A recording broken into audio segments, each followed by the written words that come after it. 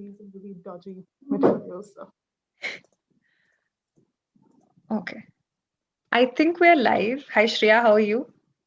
I'm doing very well. So tell me about you.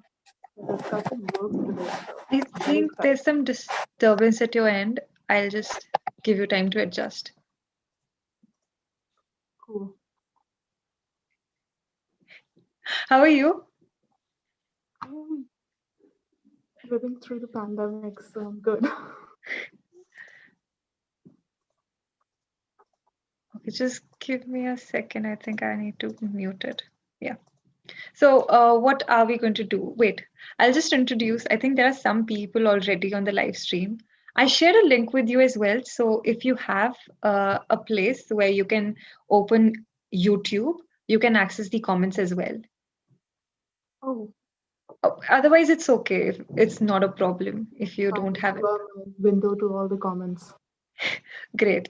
So, hi, Jivin. How are you? Hi, Blue Tiger. Hi, Mr. Pink. And we're so sorry about the delay, guys. We were just setting few things up. There was a network problem at our end. But Shriya is here with me. She was my school senior, and I don't think we ever spoke that much in school, right? No, I didn't think we had a single conversation in school. Yeah, I think we just knew friends we just had mutual friends, right? Yeah, Yeah, I don't know. that's also saying a lot. So, what are we going to read today? Today we're going to read one of my favorite short. Well, it's difficult to pick favorites with Virginia Woolf, but one of my favorite short fictions by her, and it's called The Lady in the Looking Glass, a Reflection. Yeah. And so I did this episode on Virginia Woolf. I don't know if you saw it, but I realized that you were writing or doing your own research on Virginia Woolf, and that got me so excited. And I'm so happy that you're here with us today to share proper insights on Virginia Woolf. It's always difficult to have proper insights on a writer like Virginia Woolf. Okay, I I think think Shreya, I'll have to cut you off. I think you'll have to be a little louder because we can't hear you properly. I think there's someone in the that's all comments right. who's, yeah. I'm Sorry, really sorry, but you'll have to be a little louder. I I know you are very quiet yeah, otherwise. I tend to not speak very loud. I'm so sorry. But is it in any way better? I'm going to hold the mic as close to my face as I I can. think that's better. Guys, let us know if the audio is clear or if you want us to be louder. Just let us know, right? And we'll be mindful of the same. So, yes, you were saying, Shri, I'm so sorry to cut you off. No, no, that's perfectly fine. Yeah, Oh, what was I saying? Oh, I was talking about Wolf. And I'm sorry, I will be smiling a bit, which is something that I don't usually do. But whenever I yes, talk about Wolf, that tends to happen. If it's someone really close. yeah. I think you'll have So to hold the mic a little closer. I am so sorry. I'm cutting you off again and again. you don't have to be sorry about it. It's perfectly fine. I would Yeah, want to be heard, and that's the least we can expect in this. yeah. Yeah, just tell me, is it better? It's a little better, yes. But you'll have to be thoda sa louder. Okay, I will try my best. That's perfect, I think.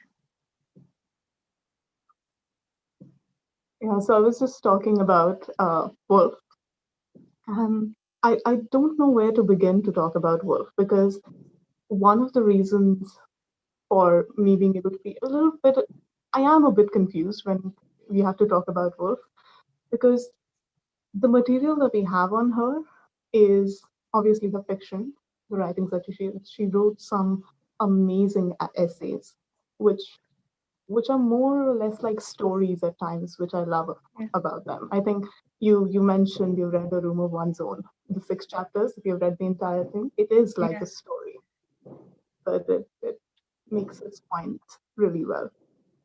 So another reason for you have to, in order to access Virginia Woolf, you have just too much material.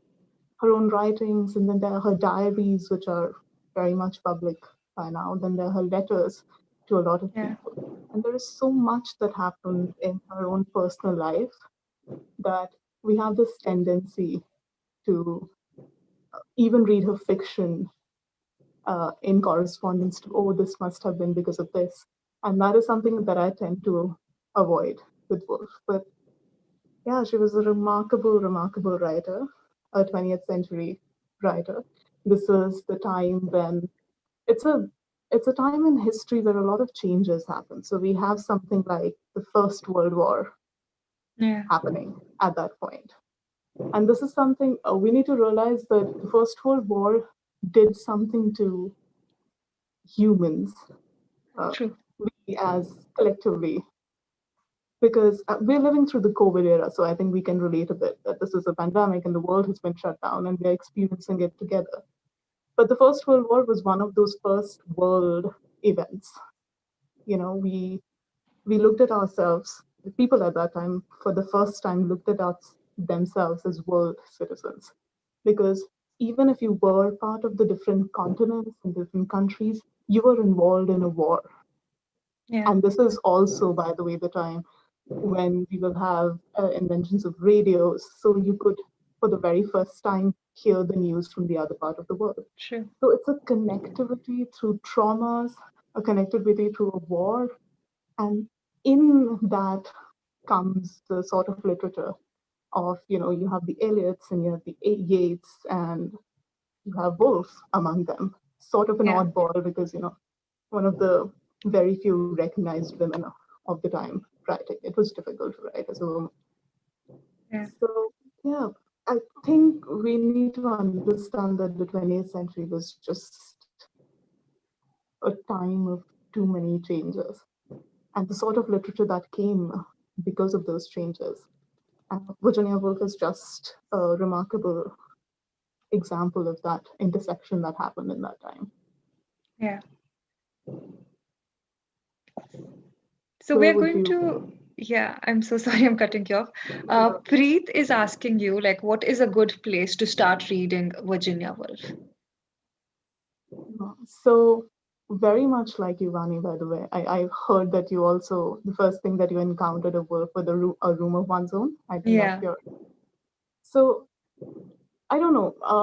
If you are not a person who reads very often, I would say start with a shorter fiction. yeah, And it's a wonderful thing because we're going to read one of her shorter fictions. So that's a yeah, wonderful way to start. But with Woolf, you can start anywhere. Although initially her writings, especially her lengthier works, can be a bit of a challenge.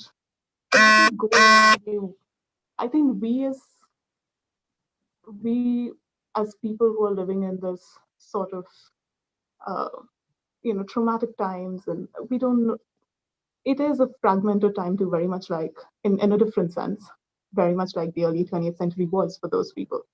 And we are also yeah, living through, the digital era. For us, it's the digital era that has come. So we understand, the generation gap that we experience, the differences that we experience um, in the way that we negotiate with the world. And Virginia Woolf is just one of those, you have certain writers that you go back to and maybe go back a century to, and they're still somehow relevant. yeah, You still understand that, oh, this is something that I can relate to in a very weird way that I yeah. can. And Virginia Woolf is one of them. So So I what would say was if you're, your, I'm yeah, so sorry. So what no, was your introduction to Virginia Woolf? it was a room of one's own too. And I discovered it in the library too. It was Same. a Yeah, random chance, by the way. I did not know who she was. This was yeah, actually initially the time, you get your first library card and you want to go yeah. gaga in the library. You So I know, was one, picking up everything and I picked up Virginia Woolf by yeah. accident. When I moved, so I was in Kulu until my class 10th, and then I moved to St. Mary's, Sundarnagar, where I met you. And everything, like most of the things, really disappointed me. I wouldn't lie. But then I loved the library. We had some real gems there, and nobody would ever be in the library. So it was the perfect hideout. And there were some of the most amazing reads I've ever come across in my life. And yeah, I know this was also the time where I remember I used to read. So I have read my Harry Potters, which is usually your introduction to reading for at yeah, least my generation kids, uh, as PDFs, by the way. I never got a hard copy. I I want a had, hard copy myself. yeah, I but really you want know, you one. it was expensive at that time, and that was you had those torrent downloads that you used to do. That's how I read my Harry Potter. So library was just uh, when the doors of the library opened, it was I couldn't believe that I had access to all these wonderful books. I discovered some amazing people. I read all my Mills and Boons too, Wow. and I am not guilty. I don't feel guilty about that. It's fine. I was reading everything that I could get my hands on, and among them I was Virginia Woolf. Yeah. I read a lot of horrible histories in St. Mary's, and I think, Interesting. yeah, A different section. I read a lot of psychology, young, and most of the things as well there. Oh, Yeah, there used to be this thick book on psychology, and I just wanted to steal it when I left the school, but I did not know how to. I realized much later the cameras don't work. very strict school. Yeah. Mr. Stealing Pink is is not an option. asking, what kind of genre does her writing fall into with a stream of consciousness kind of style? What What She's a kind of genre? modernist, right? Is it safe Yeah, to say she's she's a modernist in some ways, and then not in other ways. Among the prominent modernists, is at least to the people, especially if you haven't taken a literature course, but even though if you have in India taken a literature course, among the modernist writers in the long fiction, in the novel yeah? writing, you will have a lot of male writers, and then you have Virginia Woolf. You have Lawrence, and when you have poets too, and in poets you have Yeats, you have Eliot, and all of these people, and then you have Virginia Woolf. It is not easy to fit Virginia Woolf in that category. I mean, Okay. she was writing in the same time as she had a lot to say about other people, Hmm. but it is difficult to club her in the modernist in some ways, and in other Okay. ways she does fit. I mean, she was like every writer, she was very individualistic. I mean, this is how we tend to read, right? Read literary history. You have to basically come up with certain categories of people that were writing at a particular time. Yeah. So yeah, she is a modernist writer in many ways, and not in some. Cool. So what are we going to read today? We are reading The Lady in the Looking Glass, a reflection. So would you like to give an introduction about it before we jump into it? Um, I just don't want to sort of. It's not something that can be spoiled. It's just I think a good introduction is about perspectives. This is about perspective. This is about Yeah. space. Yes. Uh, oh yeah, I'll just give a. No, this is 20th century again. We come back to 20th century. 20th century also introduced cameras, by the way. Yeah. You need to understand when an invention like camera comes, there are, at least for the larger public, available a new perspective. Now you True. can see things that you didn't before. You know, you can zoom in into certain things. So your ways of viewing things changes. Yeah. Plus, I And think after World War One, what happened was that you had the option you could either read a book or there was this option of watching it on screen. So that as well brought in a challenge for writers because they had to present text in a way that would just not be that would redundant, be convenient repetitive. for most people. Yeah. And I also think this all these changes they happen more subtly.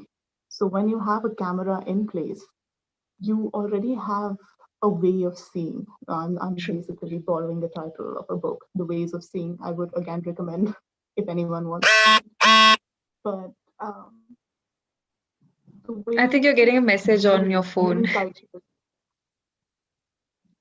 Chalchitra talk. Sending me some message. I can't hear you. Should I just continue with the point? The message Yeah, is yeah, yeah. gone. Please, please do. Yeah. What was I saying again? Oh, I was I, talking I'm about not viewing sure. things. I think your phone is on vibration, so every time it vibrates, like the sound gets cut off. Okay. It's, yeah, right now I'm not getting any more messages. So Great. So yeah, I'm so sorry to cut you off in between. You But don't yeah, have to be sorry at all. It's perfectly fine. I think I have to be sorry because, the signal issues, they're all because of me. no, it's completely fine. Yeah. But yeah, In any case, it's you were talking viewing about the culture. camera and then Yeah, yeah. I think the viewing cultures, the way we viewed reality around us also yeah, changed. And this happens in very subtle ways. And that comes into writing. And yeah, this particular story is about you enter a place, you make assumptions about the person living in that space, but you realize you're looking at that space in a mirror in which it is reflected. And yeah, just the story is about great. that view that you see reflected in a mirror, which is a looking glass, as they say. Sure. So Mr. Pink has commented that reading Virginia Woolf, James Joyce, for someone like me who is more into nonfiction is very difficult. So we're going to read a short story by Virginia Woolf today. It's not a short story, it's a very yeah, we can say it's somewhat like a short story. Yeah, it And it is. is called The Lady in the Looking Glass, a Reflection. So I think But I'll you can start reading because my yeah, voice is a little more audible, I think. And you can please yeah, share like your notes with me. So I'll yeah, no just worries. start, Just right? People should not leave looking glasses hanging in their rooms any more than they should leave open checkbooks or letters confessing some hideous crime. One could not help looking that summer afternoon in the long glass that hung outside in the hall. Chance had so arranged it. From the depths of the sofa in the drawing room, one could see reflected in the Italian glass not only the marble topped table opposite, but a stretch of the garden beyond. One could see a long grass path leading between banks of tall flowers until, slicing off an angle, the gold rim cut it off. I love how Virginia Woolf describes everything. It's very, you can imagine everything in your head. yes, I like to look at as a moving camera. It's almost like you entered the room, the Yeah, camera entered the room, and then it's how you have in those niche movies, the camera entering the room, and you true. have the first glimpse, Yeah, have a first perspective on what the author wants you to see. So I was true. talking about the consciousness that comes in the 20th century. Yeah. So there's this long glass that's hung outside in the wall, and from the depths of the sofa in the drawing room, one could see reflected in the Italian glass not only the marble top table opposite, but a stretch of a garden beyond. One could see a long grass. It's completely okay. Um, yeah. One could see a long grass path leading between banks of tall flowers until, slicing off an angle, the gold rim cut it off. The house was empty, and one felt, since one was the only person in the drawing room, like one of those naturalists who, covered with grass and leaves, lie watching the shyest animals badgers, otters, kingfishers moving about freely, themselves unseen. The room that afternoon was full of such shy creatures lights and shadows, curtains blowing, petals falling, things that never happen. So it seems if someone is looking. The quiet old country room with its rugs and stone chimney pieces, its sunken bookcases and red and gold lacquer cabinets, was full of such nocturnal creatures. They came, I don't know how to pronounce this word, Everything. pirouette. Is that right? Yeah, yeah. Yeah. Just They came worry about pronunciations. They came pirouetting across the floor, stepping delicately with high lifted feet and spread tails, and pecking elusive beaks as if they had been cranes or flocks of elegant flamingos, whose pink was faded, or peacocks whose trains were veined with silver. And there were obscure flushes and darkenings too, as if a cuttlefish had suddenly suffused the air with purple. And the room had its passions and rages and envies and sorrows coming over it and doubting it like a human being. Nothing stayed the same for 2 seconds together. I like how she's building everything up for you. And Yeah, she just described rugs. stone chimney pieces as nocturnal creatures. Yeah. And you see, right at the end of the last paragraph, we have the mirror that is slicing off a reality, Yeah, which after that is not available to us. But what we see, and she is in this paragraph is describing only the inside of the room. By she, I mean the narrator. She's yeah, describing the inside of the room. And while the inside of the room might, for us, feel like something that cannot have much movement, it should not technically, objects, they stay objects most of the times. But you see light and shadow working through those objects. You see light falling and then shadows coming. You see the curtains moving, and there is that movement introduced, and that allows us who are entering the room with the narrator to yeah, see these creatures, to see objects as animals because of that movement, because of the movement of light and shadow. Again, a very camera technique too. If you yeah, have to show a room as living, you do that through light and shadows. yeah, And so you see the almost a living element added to something that for for most people are just objects. She was actually quite conscious of using spaces. She consciously used spaces, as you can see in this. It's yeah, not wasteful. I think she mentioned it in her essay, Miss Bennett and Mrs. Brown, about, yeah, you have some of those writers who dwell on a lot of realism, but realism not to tell a story, but just for a setting. Here, yeah, we see a room, but we don't see it still. We don't see it as, oh, I need to have a setting in order to introduce a story. No, the setting itself is part of the story. right. It's almost alive. Yeah. But outside, the looking glass reflected the hall table, the sunflowers, the garden path so accurately and so fixedly that they seemed held there in their reality unescapably. Guys, if you're still listening to us, try picturing this in your head. So outside, the looking glass reflected the hall table, the sunflowers, the garden path so accurately and so fixedly that they seemed held there in their reality unescapably. It was a strange contrast. Sorry? Yeah. She mentions it, this strange contrast. So we see the room, the objects of the room as animals Yeah. and, with all the movement. And we see the outside almost captured in stillness. Like I said, it's True. right there as There's objects this almost. thing I've noticed in Virginia Woolf's writings.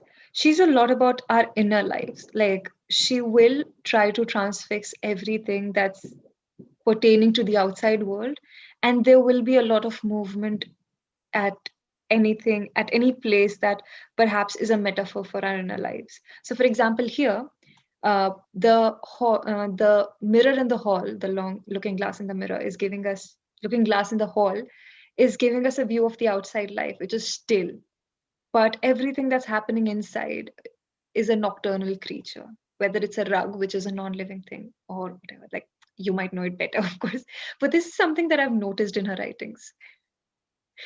Yeah, I think a lot of modernist writers did that because I don't Yeah, know, the world outside is in chaos. How do you write about yeah, that chaos? You write about that chaos through personal stories or through what that chaos does to you. Because, when it comes to things like wars, when it yeah, comes to great changes that are happening at a time, it's not easy to comprehend them as a whole. So your way to negotiate with those changes or to express those changes is through your inner lives, what right. it does to you, what it did to an individual that is not a hero of some story, but oh, it's an empty room. It's an Yeah, empty I room. also Something just feel a happened. lot of people find it hard to read modern literature because on the surface, nothing is happening. But if you actually read it and dive deeper, There is so much that's going on in place. Yeah, you can't summarize a True. story because, Yeah. for example, in Mrs. Dalloway, it's just one day, 24 hours. Yes. I don't think it's 24 hours. I think it's 12 It hours. is 24 hours. I mean, less than that. She goes to the market It's a and day. gets. We Yeah, know. it's a day. And if you have to explain, oh, what happened in the story, you will have to say, actually, On the surface, the it's club just a friend woman. She decides to get the flowers and then she goes. for the party, for the Yes, party. And that's it. that's it. And she meets an old friend, Yeah, and there are different stories going on at different points. There's this one uh, of the Septimus Warren Smith, and there's another. But that is yeah, how modern life is. There's so many stories happening in an alleyway, and every right. one of those stories is important because in modernist times there is no great hero. There's no Poseidon, there are no gods, Yeah. uh, just common There's people. no action that's actually happening. Hmm. It happens, right? I think this is something that we can relate to in the pandemic, where we thought Yeah, that there will be a time where we will get so much done because we are at our homes and we have all this time. And yeah, yet, we're so overwhelmed with what is happening in the world that we sometimes are just not able to do. At least I am not able to do. A day passes and I think, oh, I was supposed to get something done. How can the day just end? yeah. Yeah, those are the stories that are written. It's a I normal day. think you'll have to be a little louder. Again, I'm sorry. Yes. Yeah. But yeah, I think this similar thing happens in To the Lighthouse as well, where the Ramses and the friends. Now, I read these books like a long time ago. I don't remember the exact plot. I remember I spoke at length about Orlando for the episode today, and then I realized I spoke everything wrong. I, Oh, I there's nothing thought, wrong. You need to see your association, and this is something that I would like to say no, to no, no, I everyone. described the plot wrong because I thought it It's was fine. 200 So years one and of the like, aspects of modernist fiction is also memory and yeah, how how I don't know how it changes the narrative. yeah, Whether to trust memories for history, recollections of history or not. true, And so if you remember certain story in a certain way, that's okay. That's because your experience with that story and how you grew up with it is different. true. It's fine. I We will always move on thought with it. Orlando was a writer. It was only today or like yesterday night that I realized he's an astronaut, aristocrat. But Orlando, see, we were talking about Orlando as a he again. It's a he, she. We don't know what pronoun yeah, to use for Orlando, is it? yeah. So I'll just continue on for the story now. The thing that we were reading. We Um, digress a lot. yes, it was a strange contrast, all changing here, all stillness there. One could not stop looking from one to the other. Meanwhile, since all the doors and windows were open in the heat, there was a perpetual sighing and ceasing sound. The voice of the transient and the perishing, it seemed, coming and going like human breath, while in the looking glass things had ceased to breathe and lay still in the trance of immortality. Half an hour ago, the mistress of the house, Isabel Tyson, had gone down the grass path in her thin summer dress, carrying a basket, and had vanished, sliced off by the gilt rim of the looking glass. She had gone presumably into the lower garden to pick flowers, or as it seemed, more natural to suppose, to pick something light and fantastic and leafy and trailing, traveller's joy, or one of those elegant sprays of convolvulus that twined round ugly walls and burst here and there into white and violet blossoms. She suggested the fantastic and tremulous yeah. She suggested the fantastic and the tremulous convolvulus, bullus, I'm not sure, rather than the upright aster, the starched zinnia, or her own burning roses alight like lamps on the straight posts of their rose trees. The comparison showed how very little, after all these years, one knew about her. For it is impossible that any woman of flesh and blood of 55 or 60 should be really a wreath or a tendril. Such comparisons are worse than idle and superficial. They are cruel even, for they come like the convolvulus itself trembling between one's eyes and the truth. There must be truth, there must be a wall. Yet it was strange that after knowing her all these years, one could not say what the truth about Isabella was. Her all these years, yeah, one still made up phrases like this about convolvulus and traveler's joy.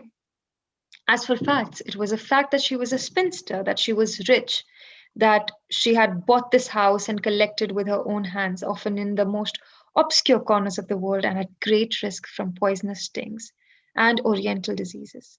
The rugs, the chairs, the cabinets which now lived their nocturnal life before one's eyes. Sometimes it seemed as if they knew more about her than we, who sat on them, wrote at them, and trod on them so carefully, were allowed to know. In each of these cabinets were many little drawers, and each almost certainly held letters, tied with bows of ribbon, sprinkled with sticks of lavender or rose leaves.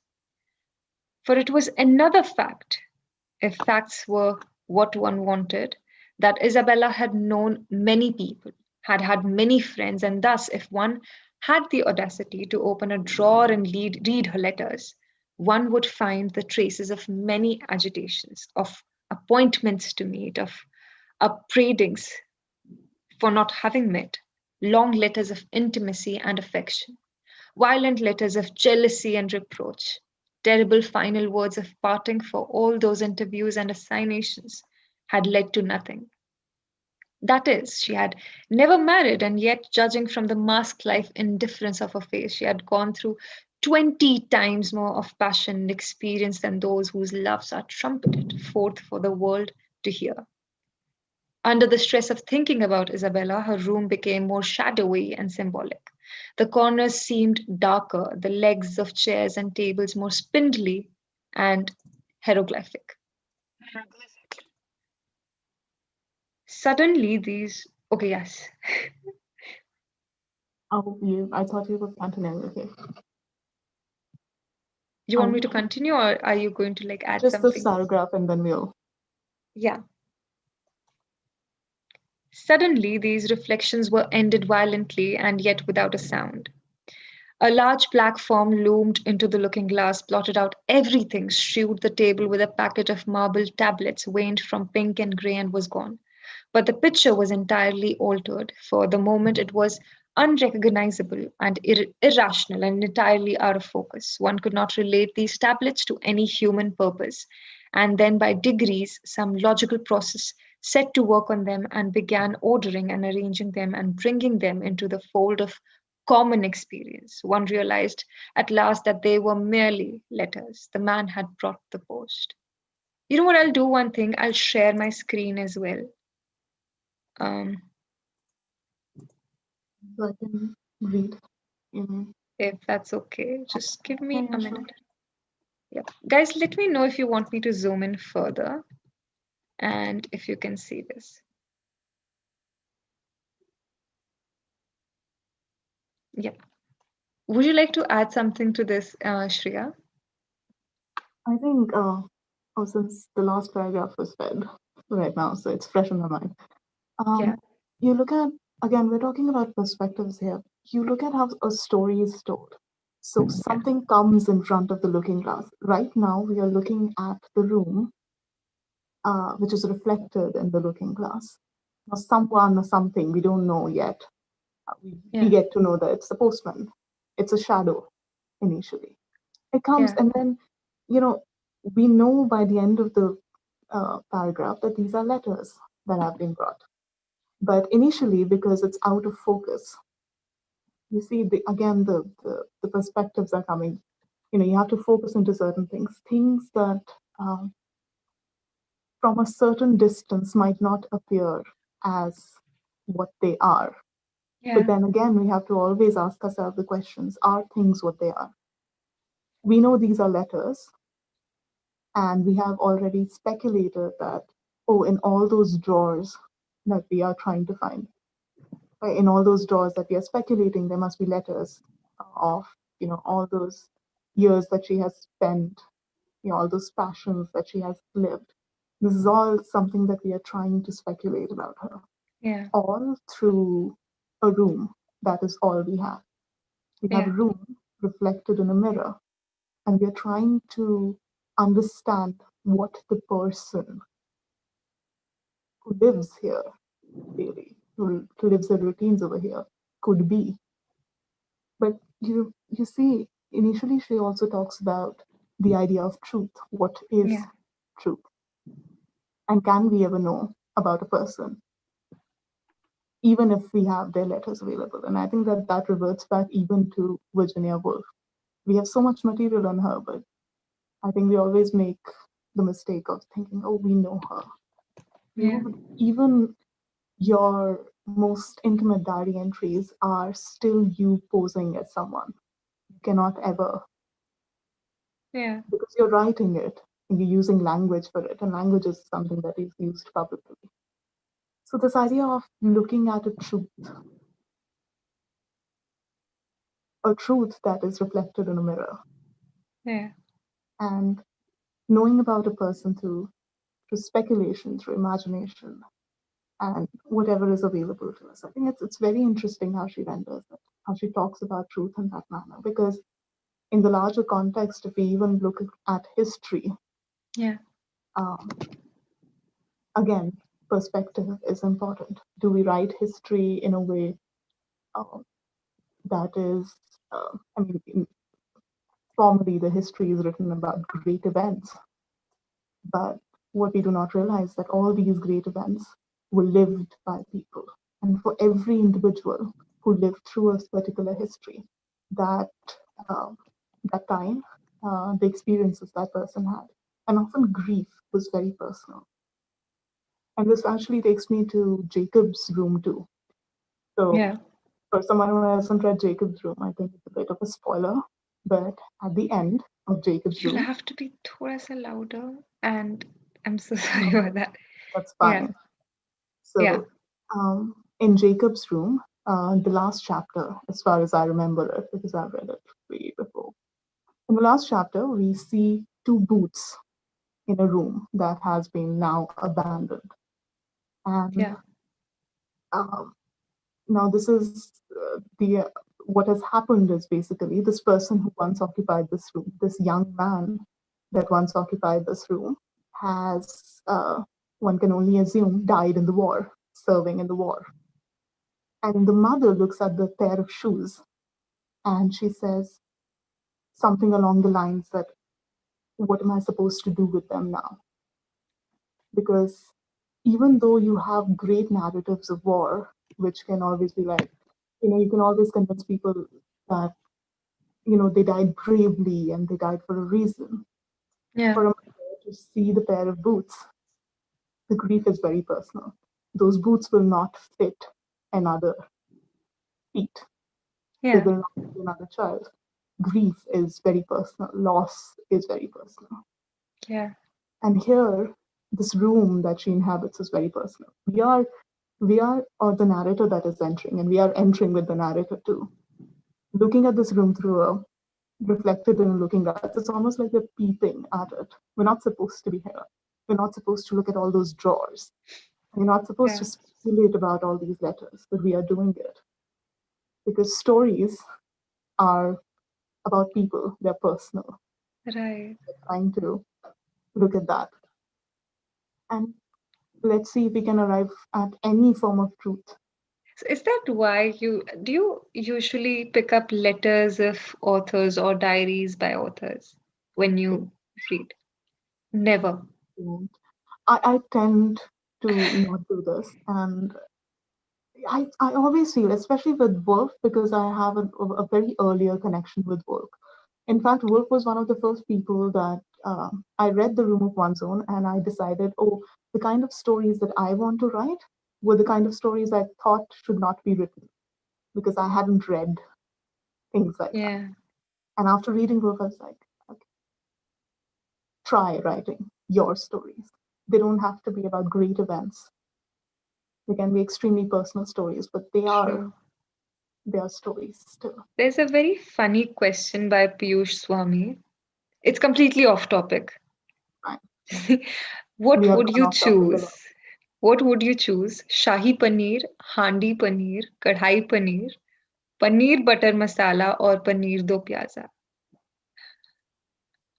Mhm. I actually don't like paneer a Deep lot. questions. Yeah. Here we were talking about grief, and now we are at paneer. See, food is also a personal choice, now. Food. What would you prefer? I don't know. I don't like paneer a lot, but I'll have the what were the dishes? I think the one I can There was remember is shahi kadhai paneer, paneer. there was handi paneer, kadhai paneer, paneer butter Oh my masala, and gosh, paneer do shahi pyaza. paneer sounds regal. Which one? Shahi paneer. It's Great. Guys, right. let us know in the comments below what would you order if Piyush Swami was to open a restaurant with these dishes. But yeah, Mr. Pink one, Mr. Pink is also shahi paneer. So yes. There's also do you also okay? Wait, I'm just seeing what's happening in the comments, and somehow we are talking about Tenet. Damn it. Oh, I haven't seen the movie we are talking about, right? Yes, I haven't seen it either. How can a non-reader motivate themselves to read in this video watching era, in this era of short attention span? So this is something that I try to do with my brother. He cannot read. Huh. I have tried to make him read a lot. Um, See, I'll tell try you how my brother started comics. reading. Sorry? Try reading great comics. And one of the suggestions Yeah. that I give to everyone is Sandman series by Neil Gaiman. Oh, yes. I just did an episode with Vivek Tejuja. He is the cultural editor at Verve, and he's also a writer. He wrote So Now You Know, Growing Up Gay in India. So I did this interview with him, and he recommended Sandman, the one that you're talking about It's by Neil Gaiman. excellent. Yes, It is and he to anyone who wants to start reading. I think Gaiman is a great writer true. to read to And start with. he also said read a short story every day. So he does this. He isn't doing it this year, but he says he has been doing it for quite some time. He reads a short story every day. And whether it's a four-line short story or if it's a poem, he just goes ahead and read one every day. So that develops the habit of reading. As for my brother, I did this with him. So he started watching films. He loves films. He really likes watching movies and he's into music. So there was this one particular film where, so John Lennon was shot by this man, and then he sat down with Catcher in the Rye.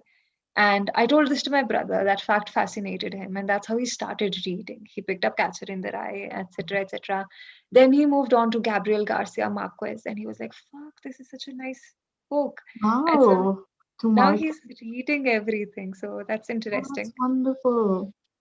Yeah, it is. Yeah, to anyone who wants to try reading really good comics because there are Yeah. pictures and everything. I think people always assume comics are flimsy and that's not serious literature. That's not the case. Comics must I have full of remember um, my mother was my mother is a teacher, right? And she was posted in a village when I was growing up, like when I was in Kulu. My mother was posted in this village. I don't remember the name of it, but we used to go there. And one of her teachers, I don't think it was the teacher. It was someone of the village that used to help them, and he used to have these Nagraj comics and Oh, I loved them. I I, loved them. I absolutely Nagraj was my first hero, superhero. when I initially started writing, which was really young, I used to do all these. I used to write stories and make little pictures. I Yeah, love doing that. I Just used to I used to like edit comic. lyrics. I don't know if people have done that. I've done It, this thing where I I did. would edit lyrics, like and make them for my convenience, like steal the rhyming scheme and then just write it as per my convenience. It's wonderful. Yeah. You just need. Sundeep Gadia has said, fiction or non-fiction, which one do you prefer? It's hard to say. So what Virginia Woolf writes, I mean, you will say it's realist, but it's fiction, technically.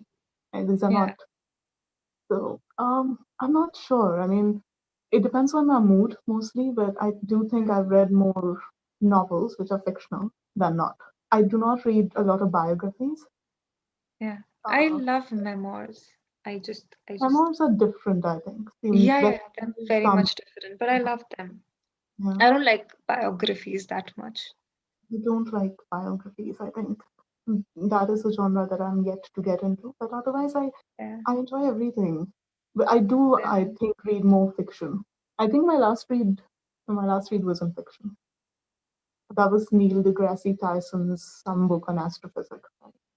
I am reading his letters from an astrophysicist right Oh, now. I have read them. Oh, that is Are they amazing. good? I mean, I'm just But like they're good. way past the first two They're chapters. I don't good. know. But one of my favorite books by him still happens to be what is it? Astrophysics for People in a Hurry.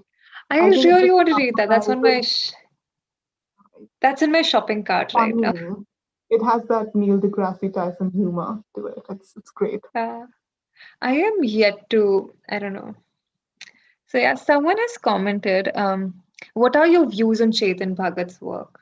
Okay, this is a question I asked Vivek Tejuja quite recently. This is the last guy I interviewed.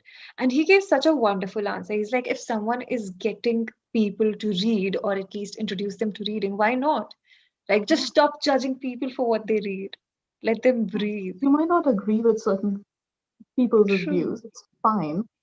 But yeah, see, I have learned all these years that there are different kinds of writing that different people respond to. And oftentimes, a certain form of writing allows you to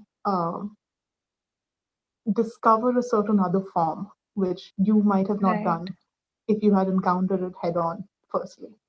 So it's perfectly fine. Read your Mills and Boons, read Chetan Bhagat, and you will, as uh, as a result of reading, Yeah. have have better.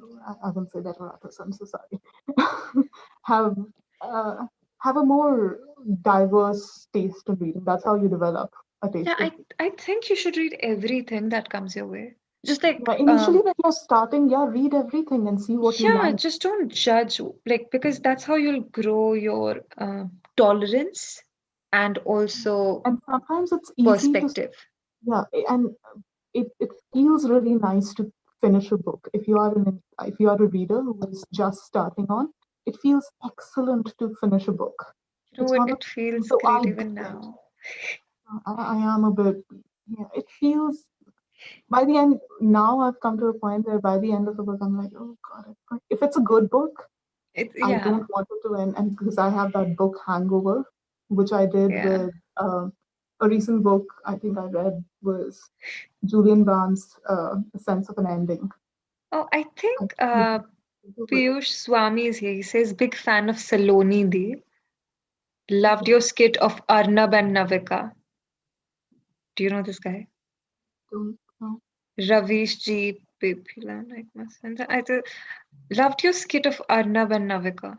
Okay, I think you've got the wrong people, Piyush, but thank you so much for your super chat. He just paid a super chat. Thank you so much. Okay, yes, we'll do the stream on Gabriel Garcia Marquez and I will invite Shriya as well on it. Okay, there was a comment for you. I think no name number two is asking you if you've read Nabokov. Wait, with the Russian writer, you mean? Yes. Is it the one who wrote something in the Margarita? Is that the one? I'm forgetting the name of the book. I've Yep, I just will find his. the He's the one. one who wrote Lolita. Oh, Lolita, oh, yes. Lolita. Yeah, I have read Lolita. That's the only work by this person that I've read. I really want to read Lolita, but I'm a little scared because I was a bit disturbed after reading, I must say. I get very engrossed when I read. Like, I know if I'm going to read something that's going to break my heart into pieces, I usually read it when I have like 3 days off. So I You do finish not it know on, what to do with it. So this is what happened yeah, to me when I read Lolita. I did not know how to react, how what to think about it at a particular point. I was Yeah, just it made me uncomfortable, I which know. good writing does. But yeah, it's one of those books I do not think I Yeah, can get back to again. I Lolita do. happens. Yeah, it's one of the books that I am so afraid of picking up because I started reading it and then I was just, I don't know. I don't know how to think. This is one of those books that doesn't. This happened to me when I was reading Premchand Ka Prem Ashram, and then it took me forever to pick up Premchand again because I was like, why is he falling in love with every woman he meets? Why? Why can't he just stick to this girl he's married? I don't know. Maybe I'm very old school that way. Really, really enjoy French novels, I'm telling Yes. Mr. Pink says, I'm so sorry, guys. I'm reading your comments after a lot of lag. I'm sorry. Um, I picked up Gravity Rainbow a couple of days back. I felt the same way when I first read quantum physics. Miss Tani C says, I'm a big fan of Chetan. That's great, you. guys. Great. Yeah. People love to hate I have, Chetan Bhagat. There are worse writers than him, but they don't receive half the hate. I've just That's read so one true. book by Chetan Bhagat, which was called Revolution 2020. Oh, I've read that one. I read it in school. We were in school. Yeah, So school. so 5 Point Someone came out when I was in class 5 or 6. I don't Are know, you or four. another one of his books? Yeah, 5 Point Someone is the one that Three Idiots is somewhat based on, like Mota Mota, like not really entirely. So 5 Point Someone, I read it when I was in class 5. Whenever it came out, I read it the next year. And it was because like Mandi mein there's just one bookstore. I don't know if you're aware of it. It's just one bookstore in the Market ke just samne. Right. I Yeah. So that guy does not hold like वहाँ पे books नहीं होती. You don't get anything. But it was the only novel that was in the shop, and Mama was like, "Yeah, let me just buy it for Vaani. She'll like it." And that was my first introduction to a love-making scene. And I reached that point where they are to make love to each other, and I just skipped through the pages because I was scared. What is this happening? Why is he pulling off her jeans? But oh, yeah, okay, okay. I Chetan Bhagat introduced me to that stuff. But yeah, uske see. baad I've That's read a couple of his interesting. books, and I like Two This States a lot, and I liked this Revolution. is the one. Yeah, It I wasn't liked Two a bad States. read. It wasn't a good read. It wasn't a bad read. It just didn't make me Yeah, pick Chetan Bhagat again. But I think it some things don't carried it make on. sense. Yeah, huh? It wasn't a bad read. That Revolution 2020, as far Yeah, as I can remember, it wasn't. I think his books will make for good movies. He's just cracked it, and I think if it allows you to read or whatever, why He not? picks up that script What is your cheap thrill like? What is your cheap thrill? when it I comes to just reading. You mean? yes, yeah, yeah. Do I have cheap thrills in reading? Uh, So I asked this question to one of the guests, and he said Ayn Rand, and I was like, okay, cool. I don't know what to. What would be my cheap thrill? I think some mangas might come in that genre. Like, and Great. also mangas are. I mean, they're so diverse. So yeah, some of those would come in my cheap thrills for sure. Okay, so I'll tell you what. Saloni Gaur is, I think, someone. I don't know who she is, and I'm pretty certain you don't know as well. But people are confusing you with Saloni Gaur. It's pretty great, dude. That got us a super chat. Mhm. If it gets you a super chat, that's fine. Yep. So I So keep okay. Ayush has made a very good point. He says Chetan Bhagat knew where to tap the Indian audience for maximum impact, and he did that job really well. That's right. I think it's also yeah. You would say Yeah. that. You could say that. Okay. Bhartiya Grameen Parivesh is commenting. I keep books half read and come back to them after reading some other book or some other experience. It's great this way. Oh God, I couldn't do that. I would die of anxiety. I will also have some anxiety if I leave a book. Yeah. Mr. Pink, you seem okay. That's for someone else.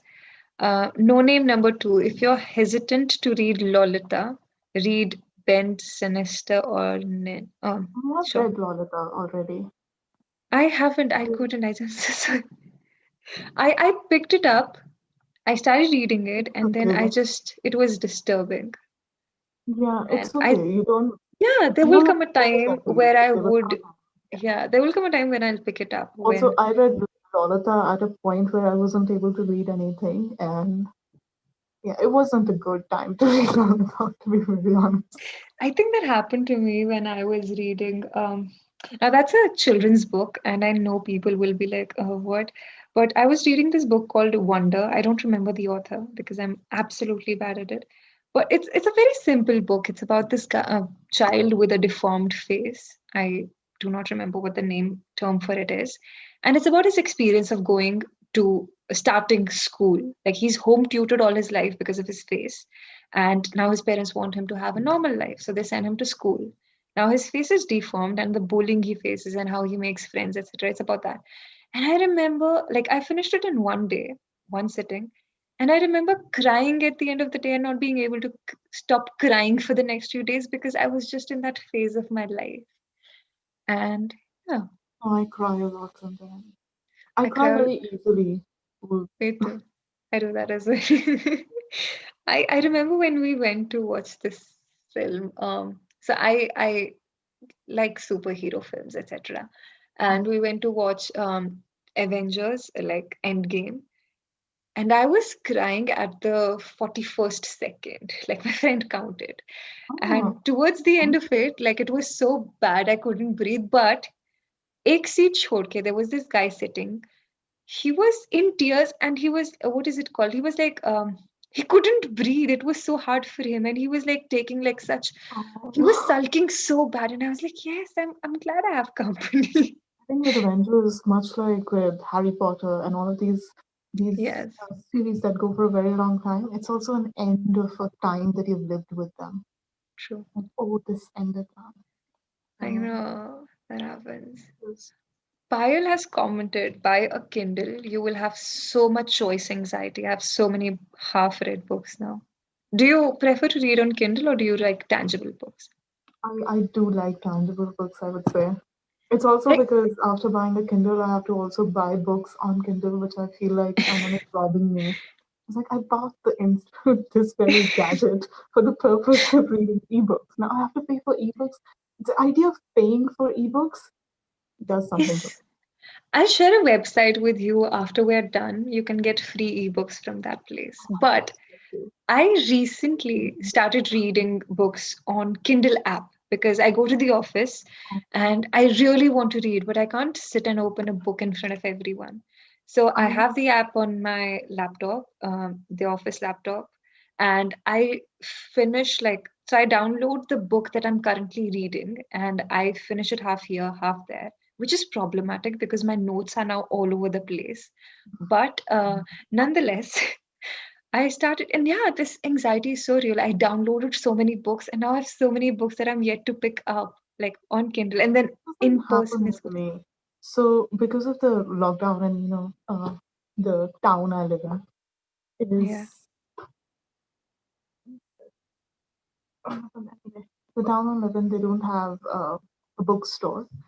And yeah, I do not like ordering from Amazon every once in a while. So I've been reading ebooks, a lot of them. wow, I have been just reading ebooks. I mean, the last book I bought was, I think, a short story collection by Gogol, and it was 4 months ago. wow. Also, The only thing I like about ebooks is that when you like highlight points, they're like in proper lines. It's not teda meda line, which I don't happens highlight when you. anything. I use a pencil most of the Yeah, time, and I'm okay with straight line. I same. can make straight lines.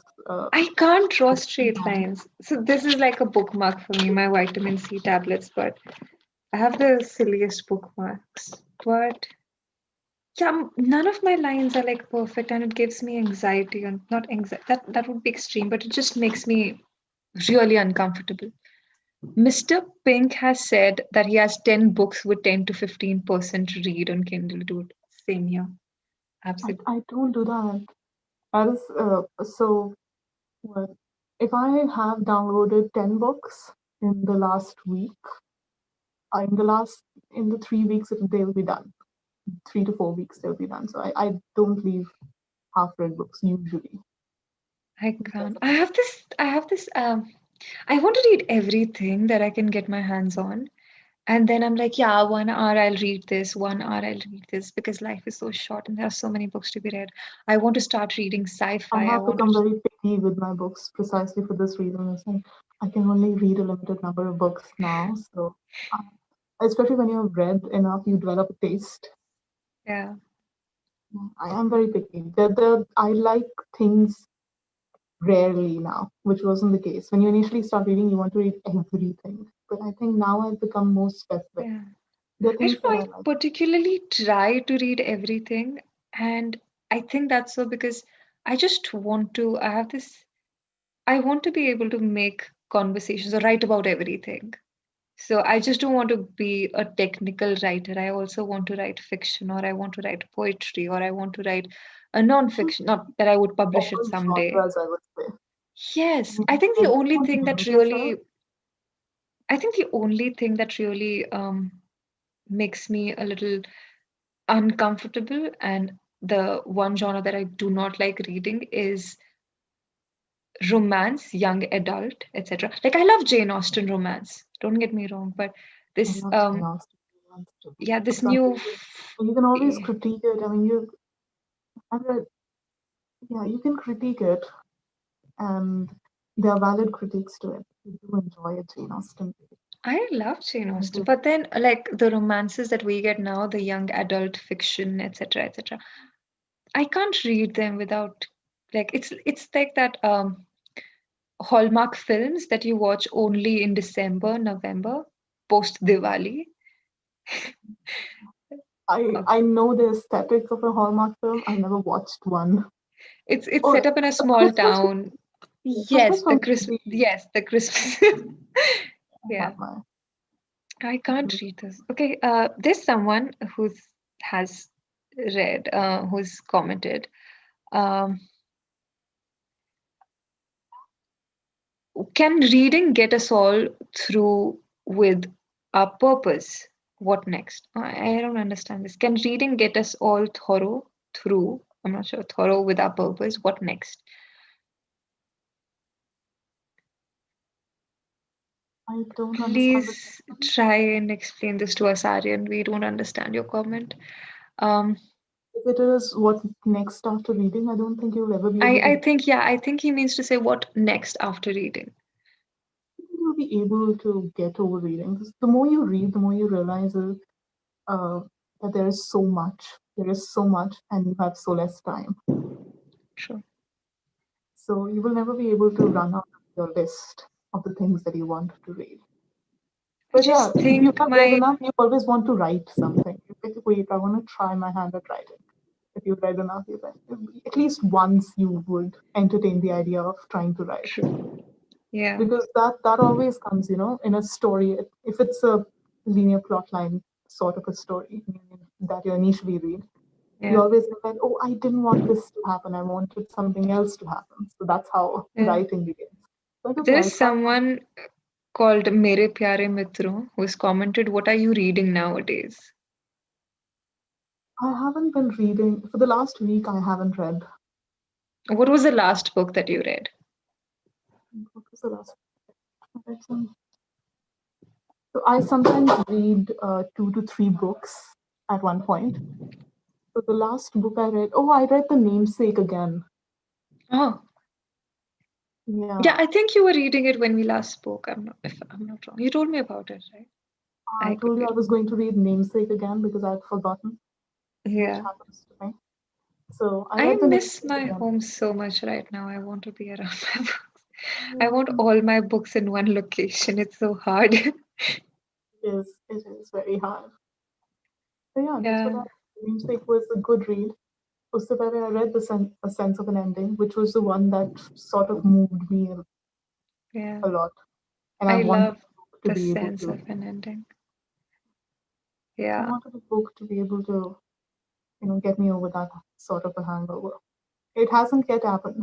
I loved The Namesake, but Yeah, it didn't Yeah. me as I much. think that happened to me quite recently when I finished reading.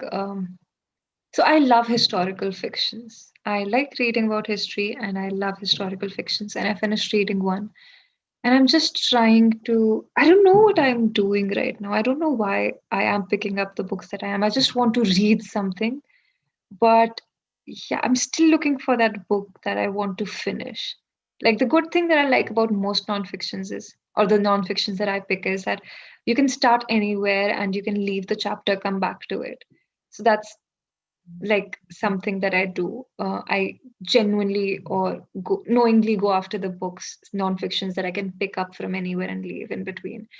And meanwhile, I'm just looking for this for a fiction to just break me emotionally. I don't I'm know sure why. I did suggest you The Plague Yeah, you by did. Robert Tamil, Yeah, I don't know but if I'm ready. um, But yeah.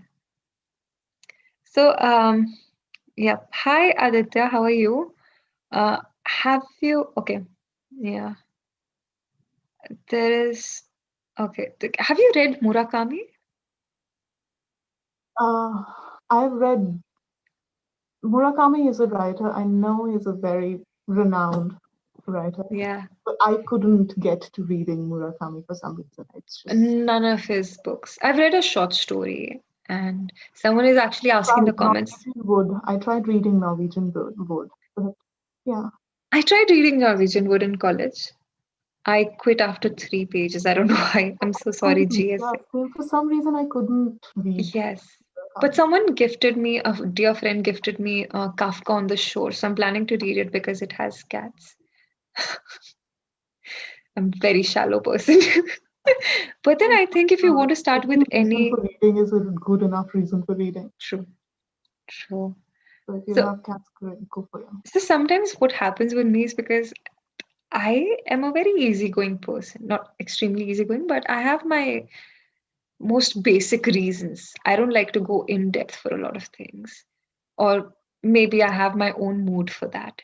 But sometimes I just go and I'm like, hey, how do you pick up a book? How do you buy a book? And I'm expecting a reply to be like, oh, I like the cover. Because I do that. I like the cover. If I like the cover, I'm buying it. If I like the texture of the paper, I'll buy it. It's just not about the content, but sometimes it's just about the aesthetics. And people tell me, like their process of buying a book. And that really makes me feel really guilty because I buy a book if it smells good. That's As simple perfectly as that. good reason to buy a book. That is fine. I think I that started happening when you've especially lived in Delhi, right? have Yeah, education. that's where I started sniffing.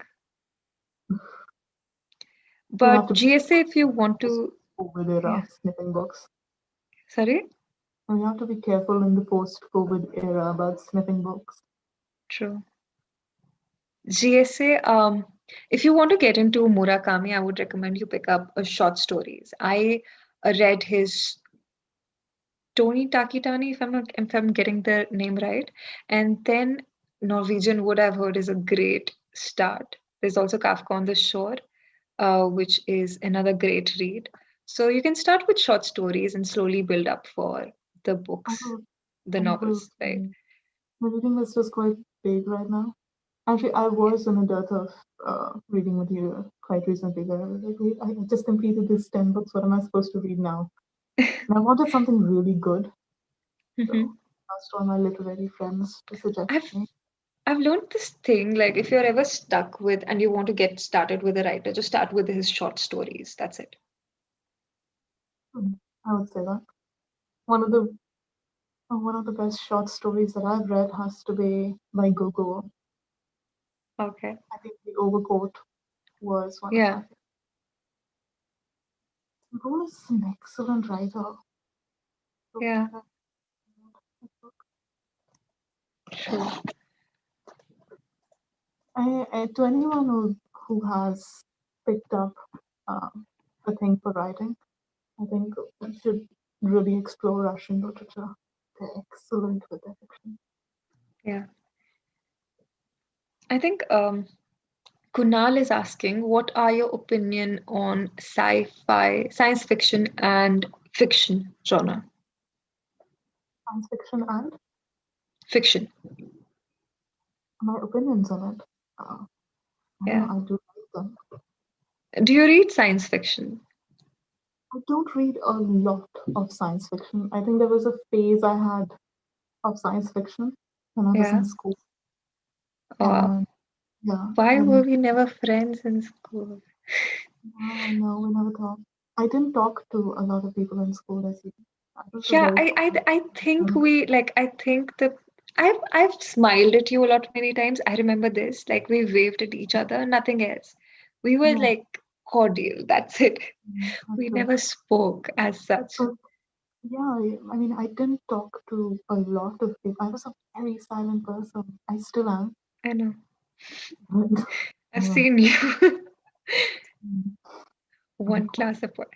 Okay, Mr. Pink is asking, why did Virginia Woolf commit suicide? Is it appropriate to read her suicide note here? I don't know if we See, would I be would able. not want to read her Yeah, suicide note. And yeah, there are a lot of reasons. I mean, to say why someone committed suicide, I mean, you have to look at their entire lives. And if you want to really go into it, read her diary entries, uh, read a little bit about her life. She went through a lot of abuse growing up, and traumas tend to stay. And this was also a time when now at least we have some form of understanding of how to deal with people who have gone through trauma. But 20th century was we were in 20th century they were just trying. yeah, This was a new thing. We don't know about PT. They didn't know about PTSD as much as now we do, and they were not very sympathetic. And the true. clinic, if you see uh, in her stories mentions of doctors, especially doctors who treat patients with depression. And depression wasn't as informative a thing at that point as it is now. Yeah, Even now, it's fairly scandalous, I would say. yeah, But, yeah, there was not as much sympathy, and you would uh, you would find in her story. In fact, I think in Mrs. Dalloway, Septimus Warren Smith is considered one of the first studies of mentions of someone who has faced shell shock, after war soldiers used to, because it's the First World War. And Septimus Warren Smith, he yeah, has traumatic memories of the war and he's not able to deal with it and he will end up killing himself in that story. So these are one of the first mentions of someone who is shell shocked or who has PTSD for that matter. They didn't have the word at that point, but we now recognize it as such. true. So yeah, there's a lot of reasons why that happened, that might have happened why she took that decision. And Yeah, if you look at even her fiction or her diaries, I tend to stay away from her diaries, but even her letters, her she you will see associations with death a lot. It's it's a fascination too, and she thinks about her fictions tend to think about death a lot. yeah. I So mean, I for one love reading diaries and letters. I'm very shameless that way. I take advantage of the capitalist culture that we are. But yeah, because I've read I her. from a very young age written diaries, and I dread someone ever reading them. So Yeah, that comes into being. It's like, but there was this thing that changed things for me. I think it was Orwell's Why I Write that says you should, if you want to understand a writer better, read about their life. And considering I don't know, I'm okay with if someone is not present in the moment, will never be present in the moment ever again. I don't really think I have a problem with reading their diaries because they are gone. it's perfectly fine to read someone's diary. I think Yeah, it's a more personal thing with me. It's yeah. just that. I don't feel guilty about it. I love reading letters and diaries. That's fine. I But also read yeah, some Kafka's yeah. diaries. I think what changed. I read Sylvia Plath's diary. I still have her journals. I haven't finished them yet. Sylvia Plath. I'm guilty of that. Yeah, that changed me. forever. That changed something inside of me. And Virginia Woolf's suicide note, that the note that she I left haven't behind read for her her. suicide note, so Yeah, it just every time I read it just makes me cry. Like it's one of her fiction too. You will find her. you know how she ends it. Like I won't give you the spoiler. She ends it and she says, like to her husband, "I don't think two people could have been more happier than we were." And that's just so like yeah, cool. We'll just move on from here. Does this ever happen to you that you read a book and then you don't want to read that writer again if you loved the book? It's by Naresh. I don't want to read that writer again if I loved Even the if you book. loved the book, does it has it ever happened to No, you? I don't think. I think the first thing I do is find other works by the writer. I can read a work by a writer, love Yeah. it, then go Mhm. to other works and not love them as much. That has happened. Yeah. Like nothing lives up to that one text that I read. But no, I tend to explore the writer that I like. I think that could have happened to me in a few cases where I just get like, because it's very easy to traumatize me. So, I haven't read anything else by J.K. Rowling Nabokov? Okay. except for uh, Yeah. the Harry Potter series, even though I love them. So I think she will be a good example of that. Yeah. I didn't want to. True, true, Yeah, true. so yeah, you have a. I did do that. I think that happened to me with John Green. I read his Looking for Alaska. I loved it. I love him, but I just He's did the not want Fault to in Our read Star anything person, else. right? Yeah, The Looking Fault for in Our Stars. Alaska, Fault in Our Yeah, I Star. read Looking for Alaska. I loved it. And then I just did not want to pick up anything else. Or Marcus Aurelius, the one who wrote The Book Thief. I just did not go back to any of the books. Or Arvind Adig, I read two of his books. And okay, I do that a lot. I'm sorry. I do that a lot. Yes, I am more into non-fiction. This is Ahmad. Can somebody suggest some fiction novel for where did it go? Should I lost that comment? I'm sorry. Uh, yeah. Uh, Can someone suggest a fiction novel for a starter? Humane Touch. I've recommended so many fiction novels in my recommendations. The thing is, the only novels that are coming to my mind right now are the ones that I've just read, which is Yeah, A Sense of an Ending, which is the last one that moved me a lot. So yeah, go Sense of for an A Sense Ending. of Yeah, an Ending I because I it's read also quite Sense. short. Yeah, I read Sense of an Ending when I was in college. I remember reading it and then I finished it and I immediately went to the first page, not because I loved it, but I was like, I just what? This won that award? What? No, wait. Like for the first half of the book, I was like, what? This actually won the I think it won the Booker, right? Booker, yeah, it's Yeah. one Booker I was Prize. like, what? This won the Booker? And then after the first half, I was just like, what? What is happening? And then I had to reread it again because I was like, shit, I did what did I cry just reading Sense read? of an Ending, by the way.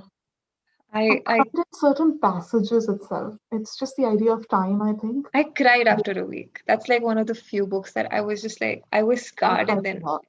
I cried I a lot. cried. And there is Half not of the conversation is about how much we cry after reading books. and there is not a like a tragedy as such that happens. It is just You the idea just of feel time bad. passing. What hit you the most after reading The Sense of an Ending? I don't know. It was the idea of the time passing as if I can't hold it. You know, Okay. because it's someone looking at their life, looking back at their life, Yeah. and looking at the young years of their lives, the years that we are True. living right now, and they're just going away. And I Yeah. feel every time because we are in a strange world, and Yeah. you always feel a bit alienated. You feel like you cannot hold this time. This is supposed to be the best one that you will get, and True. it's just You know what I loved about the book was so I have terrible memory. I have really bad memory. I only remember the things that I feel are important. So I forget most of the things that have happened. My brain is just very selective. And it is like, for those of you who haven't read it, please do read The Sense of an Ending. I even recommended it in one of the episodes. But what really moved me in the book was that he imagines things to be a certain way. And then now that he's presented with new facts, he starts realizing that this might not be true. And I was like, shit, so many times it must have happened to me that I could have misunderstood things. And 10 years from now, I were to realize that, you know what, something else was happening all this time. And I would be, what, 50 with white hair or whatnot. And I would be like, shit, I did wrong here. And that just like, so there's this song by Porcupine Tree, and the lyrics go something like you can't blame your you realize, like, I don't remember the actual lyrics, but it's something like you grow up and then you realize you can't blame your parents anymore. And I was like, fuck, I want to blame my parents. I don't want to take responsibility.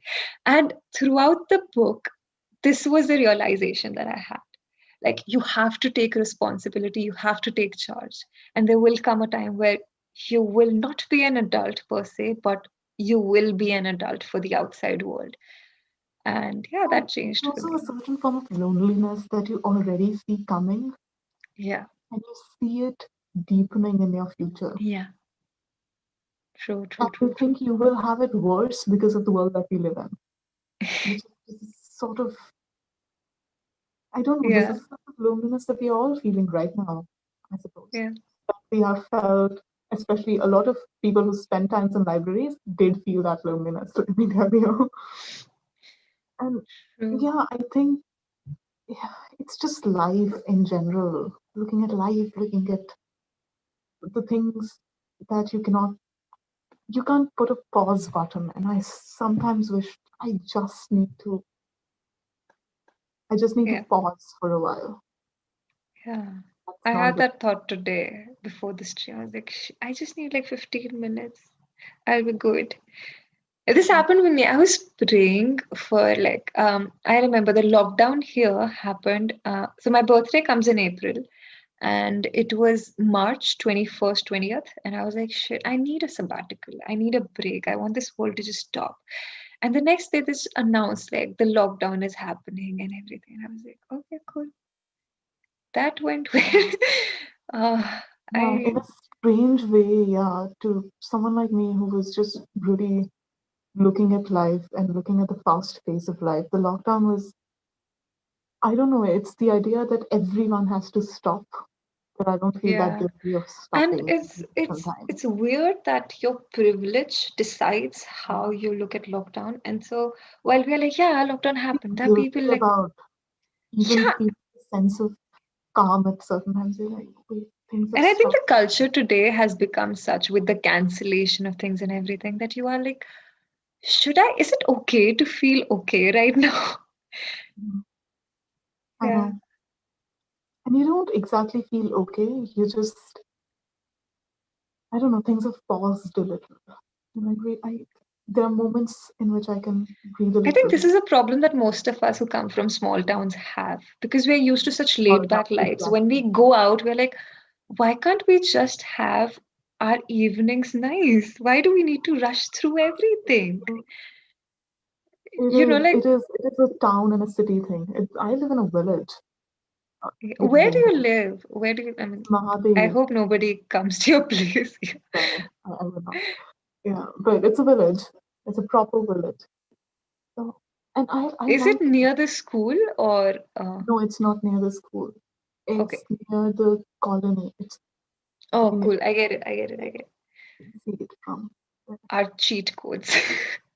I live in a village as well, like not a village. Like my parents moved to like this place after I went to college and everything. So yeah, there's not like there is not a single shop. You have to walk like 20, 25, a good 30 minutes. Not 30, but like, yeah, Yeah, Monday is far. it's quite, yeah. Not really, but Most of like, the basic necessities and very basic. yeah, the basic necessities are there. It's like just 15 minutes from Yeah, the same. near chalk thing, but It is yeah. difficult. It is difficult when you go in a It's city, just, especially yeah, Delhi. It's a bit of a, because you just realize everything is rushing by, and then when you're home, you're planting pumpkins because you're just bored. and You wake up at that's why 5. reading Wolf in Delhi was an entirely different experience because most of her Yeah, narratives are set in London, the London that is becoming a metropolis. day by Yeah, day. It's a it modern is. city. What I don't else? know. I would rather have a town, like not even a town. I am very happy with the village life. Yeah, same. I didn't want to go to the cities if it Yeah. wasn't the education, I think. I want to Someone come. has asked, what are your thoughts on Dostoevsky? I Oh, always get his oh, pronunciation wrong. Dostoevsky is one of my favorites. I mean, yeah, I can't even begin to tell you how much I like Dostoevsky. No, it's absolutely It's okay. just, you have those writers that blow your mind away. Yes. That was Dostoevsky. He was my introduction, I think, to Russian literature as far as I remember. Yeah. And then, by the way, we had one of our classes with one of our amazing professors whose name I'm not going to take because I think I will embarrass him. In undergrad, we had this amazing professor who took the paper of Russian lit for us. And he was the one who taught us crime and punishment. I There were I just seven I people in told that you I class. envy you so much and I'm There were envying seven people in the class, by the way, all of them having their jaws dropped at so many moments and just like voices coming, oh, it's I want to have classes with you every weekend for crime and punishment now. Crime and Punishment. I read Crime and Punishment. I read actually two translations of Crime and Punishment, and I read it again. I have read it, I think, four times. You'll have to hold the mic close. Yeah. I've read two translations of Crime and Punishment because my other teacher told, oh, this one is better. So I read that. And I read Crime and Punishment Oh again. So, God. and because I had already read it right before um, college, four times Crime and Punishment. Oh. I And just my brothers. okay, I have like two regrets. Why did we never speak in school? And yeah, I'm taking classes from you regarding the Russian literature because of your wonderful teachers. Can't. I think those are one of my best. And okay, I had so many good classes of literature, but he made that class. I mean, to even people who were, you always have people who've taken literature, at least in the undergrad, and not exactly because they're very much interested, but because they're trying, wait, this maybe this will work. And Yeah, there was not a single person who was bored in that class, or yeah. we could So not. Yeah, I we just am we didn't want that class to end. I still want to go back to those classes. wow. Okay, Yashodhan just paid us a super chat. Thank you so much, Yashodhan. He's asking how to be consistent at reading books when you have just started. I would say just like force yourself. One day you would I don't just know. I get think used. shorter fiction is a good idea. When you Yeah, finish a book, the boost that you get, oh, I completed something, is yeah. excellent. So start with shorter fiction, then you will develop your taste and move to things And that you just like make sure you like set a time. Like today I'm going to read for 30 minutes. Do so read like before without bed. fail. Excellent. Rather than being on your phone. Reading before bed is excellent. Yeah, I do that I do every that. single day. I can't go to bed without reading. I do that as well. There was another. Have you read Great Expectations by Charles Dickens? I haven't. I have. The thing is, I do not like Dickens. Okay, let me just get this right. This is a matter of taste Yeah, and not me saying that Dickens is a bad writer. yeah. Objectively, Of I course. know Dickens is an excellent writer True. and really important when we read that particular time Yeah. in which Dickens was writing. 19th century novel, right?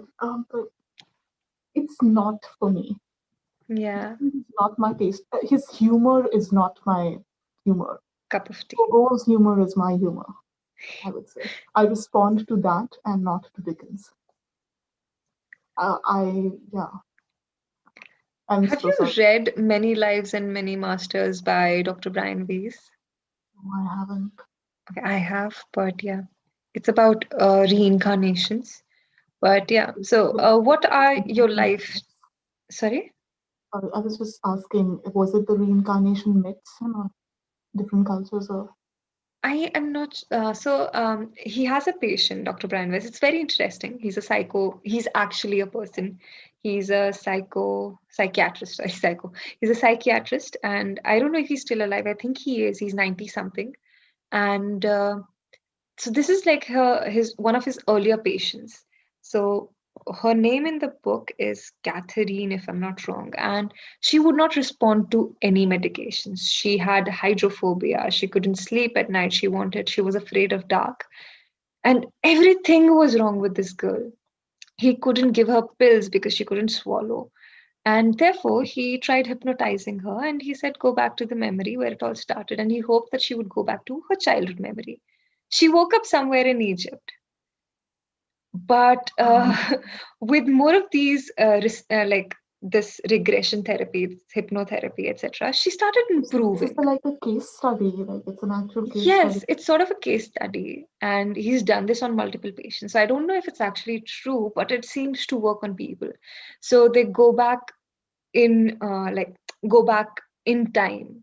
They wake up like in 1000 years from now, no, 1000 years ago, and the moment they realize what went wrong, they kind of like get better. I don't know how that works, but there's this really interesting thing that's in his second book. I think it's Only Love is Real, guys. I'm really sorry if I'm giving you any spoilers, but this book is again by Dr. Brian Weiss. He has two patients now, and I don't remember the name of one is Um, Rosalind. I could be wrong. A and B. One is a guy, one is a girl, and he has been taking their sessions, right? And बहुत सारे patients हैं बीच में, but there are these two patients as well. And he slowly realizes कि, like one day B is narrating a story, like B ka session chal raha hai and she's remembering a lifetime. She's hypnotized. And he's like, I've heard this story somewhere before. I don't know. And one day it clicks to him that most of the stories of A were that of B, just like the different character. Like A would be the daughter, B would be the father, and father and daughter would narrate the story. Then A would be the wife, B would be the son, husband, and B would narrate it from the husband's perspective, A would narrate it from the wife's perspective. So that's why it took him time to, it took it didn't click immediately, and there were like multiple patients, but then he introduced them and now they're married with a daughter. So I don't know how true that is, like if past life actually exists or the future life actually exists, but this seems to work. So yeah, I've read all his books as well, Ojasvi. Yeah. But interesting. I think like some thoughts, so there are these higher beings. I love, like there's this movie Easy A and Emma Stone. I think Oh, I she's Emma think Stone. I She know says this like a higher movie. power, like Tom Cruise. But yeah, so yeah, there's this higher power of souls who are called the masters, and some of them come from time to time, and they give such stoic wisdom, like like nothing can be rushed. Life cannot be rushed. Seems Everything like an happens when it must. episode of Ancient Aliens. Sorry. Seems like an episode of Ancient Aliens. Yeah. But it's Something like very interesting. If you don't believe in past life or whatever, still read it because that. I Good mean, to there'll know. be some stoic wisdom for you. If nothing else, it's Yeah, I interesting. would try this. It's amazing for me. Yeah. So you know what? So we had computer classes, right? And like हमारे batch में only like in your batch, I think there were 7 to 8 kids who were who were taking that class. Yeah, And my batch, there were 6 people. I was one of them. yeah, I And know. so I had a friend, and we had this collection of Dr. Brian Besky books, and we would so I am the one who was like not that interested in it. So Anisha would practice those therapy sessions on me, and I would sleep in computer class because nobody else was there. There was Oh, just like 6 of us, so it was a lot of self study that was going on. And we would sit at the extreme corner of the computer lab जहाँ पे कोई light नहीं आती and no camera is there. And she would practice this on me, and I would just fall asleep, and I'd be like, yeah, cool. I But can never give someone that amount of power. yeah. I would never. But I think it also is a lot about whether you believe in it or not, or how skeptical No, you no, are. no. Hypnosis is real. I'm saying I won't ever allow someone to I'm hypnotize. very skeptical that way. So I don't know. It never worked with me that way. But yeah, No, because she wasn't an expert, but yeah. I won't allow it. but yeah, Hypnosis scares me. it does. Okay, now that you say it is bothering me a bit, but I'm okay.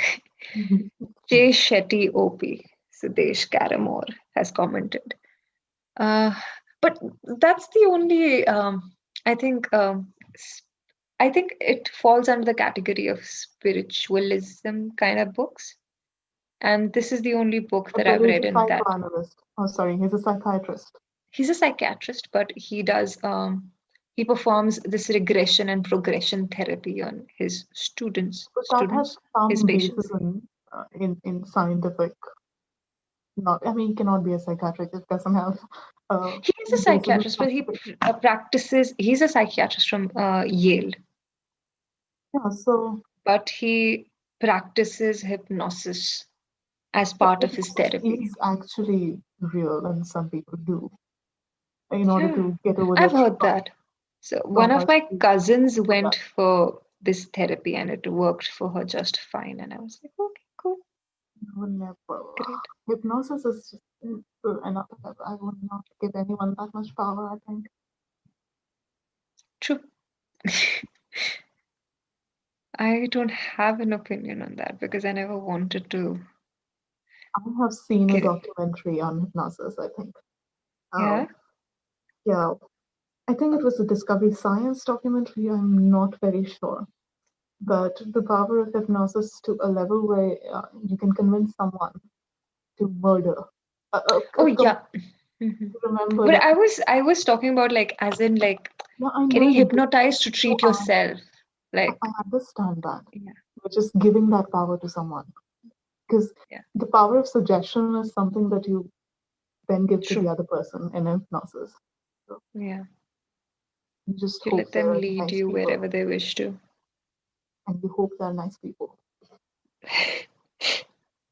Uh, but yeah, that's that.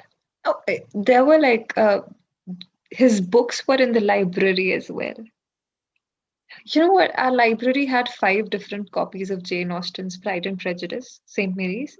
And there was this one particular one that was pretty old. It was green in color, and I think it was published like, I don't know, before I was born, and I was very much fascinated by it. No one encouraged us to read. Yeah, the libraries were mostly empty, which was the best thing about the libraries. I'm sorry. But yeah, I somehow miss the library now. So, My only regret is that I did not steal a few books when I had my chance. that is a, Nobody was going to read them anyway. But yeah, that thought didn't enter my mind. I think the only time we went to the libraries were to collect our medals from Olympiads Oh and the yeah. certificates. That was the time when we were like, that was the time I actually saw people go to the library or come people to the library with me. Yep, that's that. Okay. Have you read Jiddu Krishnamurti? My hand. He's an Indian philosopher. I haven't read him, but like his books are in my cart. I haven't read him. So someone is just asking in the comments. Okay, cool. We just completely deviated from our Yeah, Virginia Woolf short story, and we are here. I'm just yeah thinking. I don't even know if there's a point going back because we can still finish it if we want to. Guys, let us know if you'd like us to finish the Virginia Woolf short story that we picked up. But I think it's a little, yeah, yep. I like that this short story begins with you should not leave looking glasses hanging in the room. People should not leave. It's almost a warning. We just did. Mirrors, it's mirrors. Wow. I think Vipul has commented. I'm so sorry to cut you. Vipul has commented St. Mary's was hell of a school. Do you like Vipul? Are you from St. Mary's? Please let us know. I Uh, think that would be the case as yeah. well. SOF medals. So what were the Olympiads that you took part in? I Like what? was an extremely shy person, and I didn't want to I be noticed at all. So I didn't take part in a lot of Olympiads. huh. I was usually pushed into those inter-school extemporary speeches competition. Yeah, I took part once. I think when I like just joined the school, I took part in one. They sent us to this other school, and Yeah. all of us came like second or third, and they just they selected their kids to be first. I was just heartbroken, No, no, no. come In our on. case, I think our school was the first in the Yeah, city. we went to this other school with I was more into sports because sports didn't give you that. Uh, I to, never played the basketball for the team because that gave you the exposure and you were seen.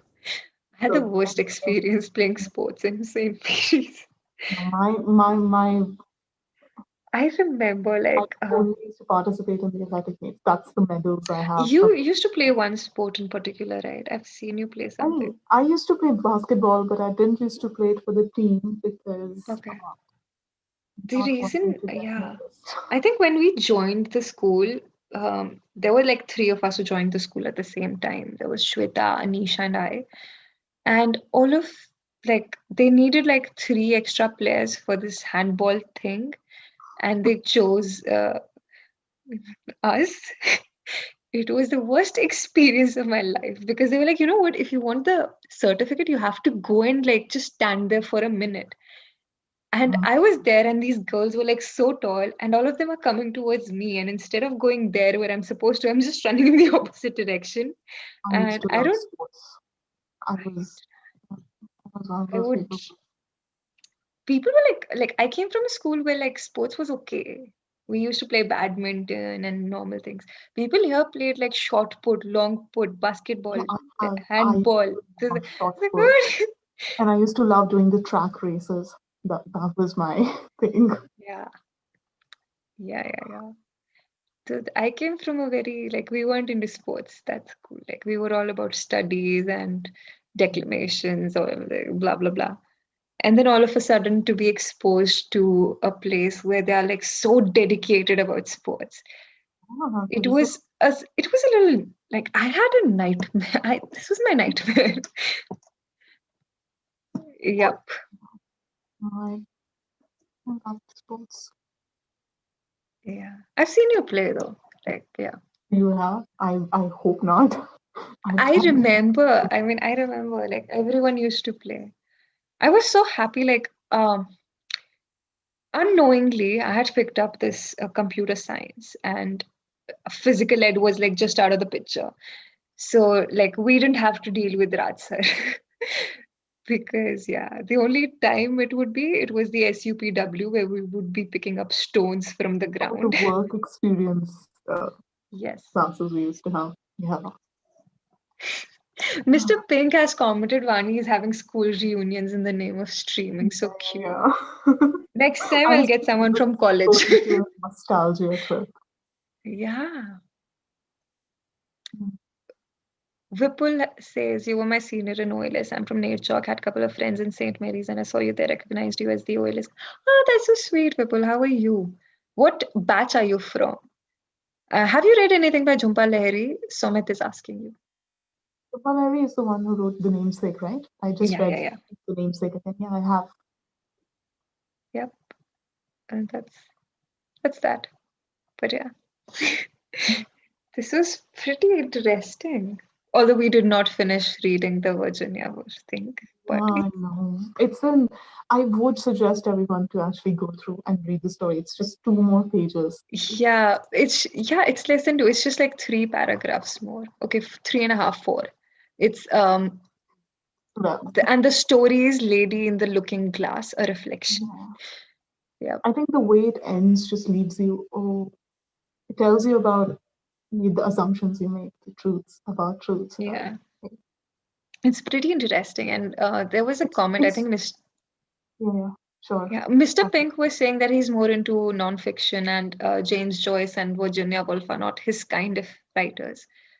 So I See, don't know, you have to those be people patient. are the sort of writers that you discover after a particular point, and it might take time for you to like them. Yeah. It might be a particular moment in your life when you will be like, oh, I get this. And You it's not have that to I be get the story. patient. Yeah, Yeah. it's not that I You get have the to be story. very It's just patient. you have moments with these writers. You have Yeah. moments which you have lived, and you can sit at that very table and you know Yeah. it is there. Like I had this moment with Virginia Woolf in a room of one's own because I think that's very I personal, really want especially to women. in Room of One's Own. Yeah, it's true. Yeah, it's especially true of women. But I realized it upon second reading that, you know what, like, it's not just it's just not an essay for women. It's a true blue feminist essay. It stands for everyone. It stands for equality. Take up any repression, you can put it there. Yeah, I mean, even the class intersection over there. The class divide, everything else. But yeah. Rishabh said, "Is like, is it all just casual talk?" No, Rishabh, we were reading. We were reading Lady in the Looking Glass, and then we got distracted. But we've read half of the story, and you can finish half of it. And let us know how it is. I think you joined a little late. It's important also for us to even look at, I think, since it's Lady in the Looking Glass, let's just even talk about Looking Glasses to at least come to some, some semblance of, oh, we were trying to read a story. Yeah. What do you, so I remember this. I do not know if this is a general thing that happens, but I remember that, elderly people in my house always used to say the same warning that Virginia Woolf gets that you should not leave the looking glasses. The idea was that you should not have a mirror in front of your bed so that Okay. when you sit, you can always see yourself in it. I'm pretty sure there's a conveniently patriarchal reason for saying that, women should not I adorn themselves just, and all of yeah, that. you know what? So my landlady was here and she wanted to get some nails fixed, and I wanted to change the mirror location because it was just very, I'm tiny person. It was really high. I could only see my face. I wanted it moved niche. And she's like, you know what? I won't put it there because then you'll be able to see the reflection, your own reflection. And then I did not get It it. is But then, their own reflection which freaks people out. And this is interesting also because if you look at stories that were written before it, looking glasses are used. You have the famous Pope's poem, the Belinda Rape of the Lock, where you basically chide women for looking at looking glasses. So you're too proud. You have the Eve story that, Adam and Eve.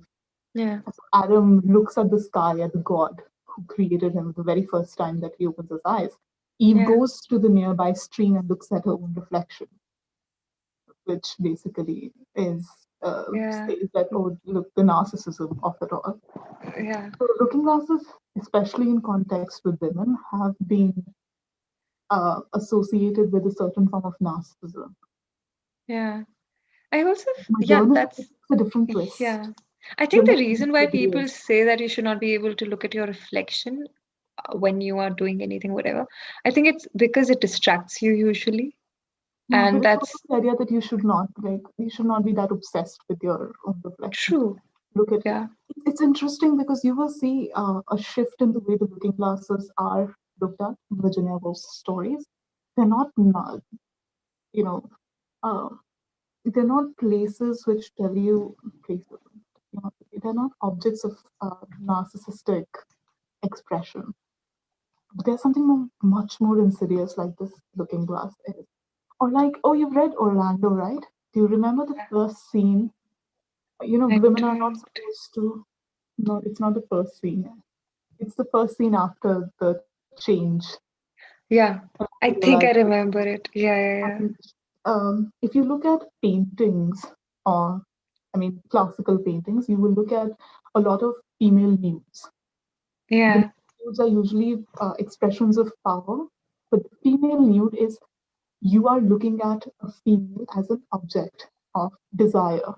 You'll have to put it closer. Yeah, sorry. You're looking at the female, the way the female nudes are represented, you're looking at them as objects of desire and desire of the person who's looking at them. Oftentimes, it will be the male, as we call it, the male gaze. Yeah. And so there is an entire history of the way women are looked at in this way. And then women, when they look at themselves, their own bodies in the looking glass, that's narcissism Yeah. narratives. But here it changes. For example, in Orlando, for people who don't know what happens in Orlando, at one point, and this is going to sound absurd, but Orlando, who's this aristocrat, he wakes up in a place far away. I think it's supposed to be an exotic setting. Yeah. He wakes up and he's a woman now, and he's Yeah. absolutely naked. The first thing that he as a woman or she as a woman does is to look at her body, a female naked body, in the looking glass. And in most narratives, you will find women shying away from looking at themselves naked because that is not an Yeah. expression available. Because this person was a man at one point, he just Yeah. looks at it and there is no shame. Yeah. It's almost like the pre-Adam and Eve before they fell. There is no True. shame. He just looks at it. Oh my God, I'm a woman. That's it. Yeah. Yeah. So And looking every glass, time he goes on to, every time he he, she. switches, We will call him he, she. he, she, like, I don't know. It's confusing. You're right. Every time Such a it's gentle, she, awesome yeah, narrative too. Yeah. it's a brilliant piece. It's a brilliant, brilliant, brilliant book. I want to read it again.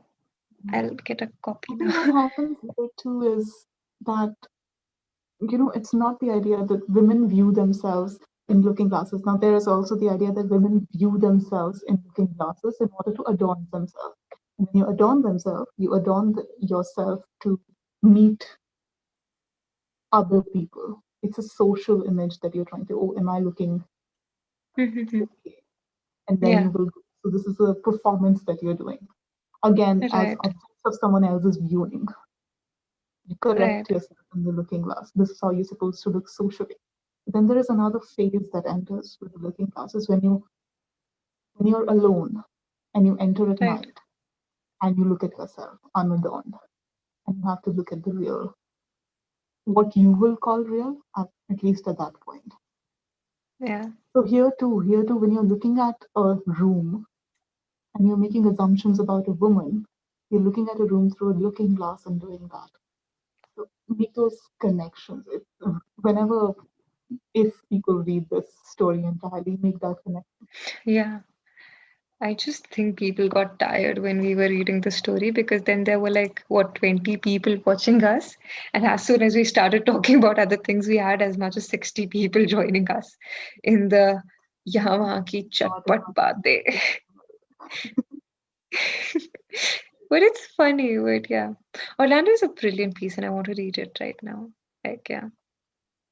Mine is how many pages it would, and that is a longer one of the longer Sorry, fictions. I can't hear you properly. I think Orlando is one of the longer fictions, right? Yeah, it is. It To is, the Lighthouse is extremely small.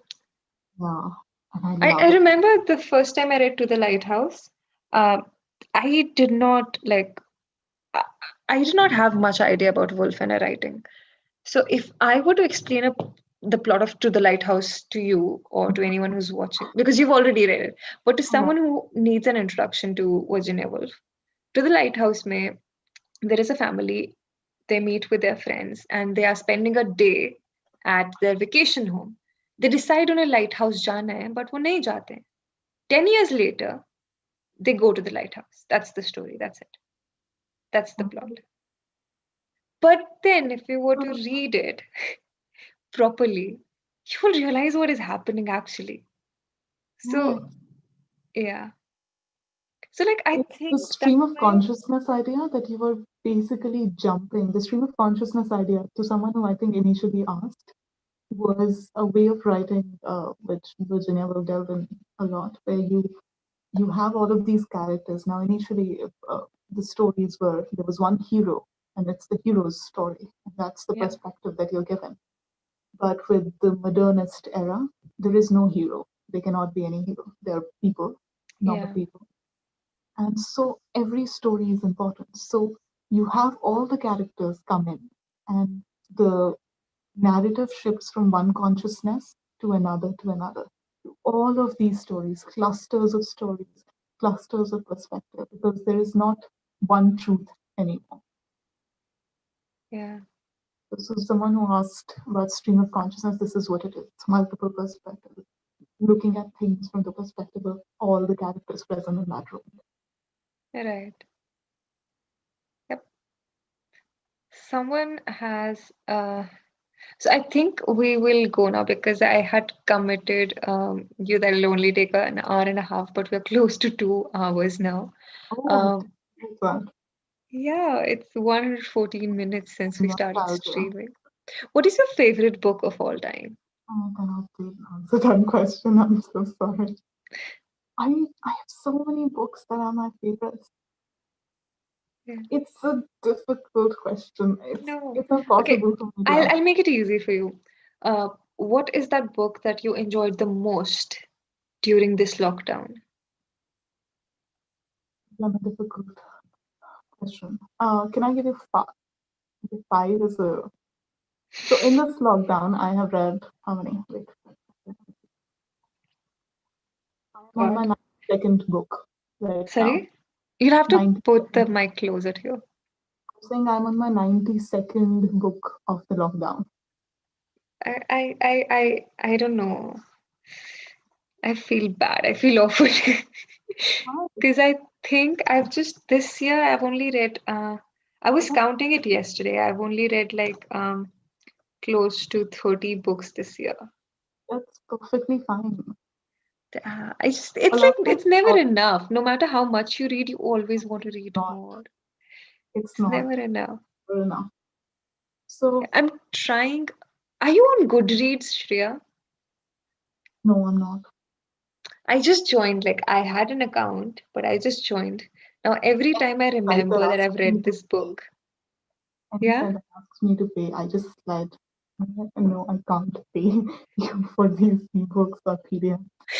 No, but yeah, so I just joined it this year. Now, I had an account earlier as well, but I just became kind of active this year, and then every time I remember that, oh, I've read that book, and then I go back and give it a reading. So yeah, I just don't remember how many books I've read otherwise. I Not that know I've read a the lot, but yeah, PDFs that I have and the ebooks I have on my laptop. So there's a number that is there. yeah, It tells you the number of books this year. So yeah, those are the good. ones I've read. So Cool one. I don't 97 is know. a great number. I 92. am going to aim, like for next year, I'm going to read 100 books. That's my aim now. Good. Maybe you can read I don't know. you It's can very lead the difficult club. to come up with books that I like the most. Sure. I can't. I can't because some of them were on astrophysics. See, some of them were fiction, and some of them were stories. Some were short fiction. It's yeah. I Yeah. can't say my favorites. I'm so sorry. It's completely okay. Um, why to pick up Virginia Woolf instead of Sylvia Plath or a Jane Austen? No, you don't have to pick up any author instead of the other. How are they different? Yeah. So how are they different? Yeah, this is the next question. This is the next question. How are they different? I don't. Virginia Woolf, Sylvia Plath, and who? Jane Austen. Jane Austen. Jane Austen will give you a linear, most probably a linear storyline. So this is a story that you can have a summary to. I mean, in the sense, summary in the sense that this happened, and this happened, and this happened, and this happened. True. Virginia Woolf stories will, as I said, Mrs. Dalloway is a novel that happens in one day. It's about Clarissa Dalloway. The first scene is she going out to get flowers for a party that is going to happen at night, and the party happens. That's the story which That's it. happens in a day. Uh, uh, to the Lighthouse by Virginia Woolf, on the other hand, you have one day. You go to almost the middle of the novel, and then you have in one chapter 10 years passing, 20 and pages. the yeah, I think 10 it's 20 pages and 10 years pass. yeah, it's a chapter, right, in which the 10 years Yeah, pass, it's and the just one 10 years, chapter. yeah, and how the 10 years passes, you look at an empty room. There are cleaners who have come to clean the room because the Ramses are going to come back again.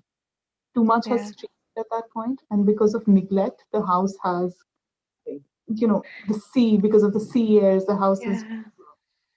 it has aged, as I would like to call it.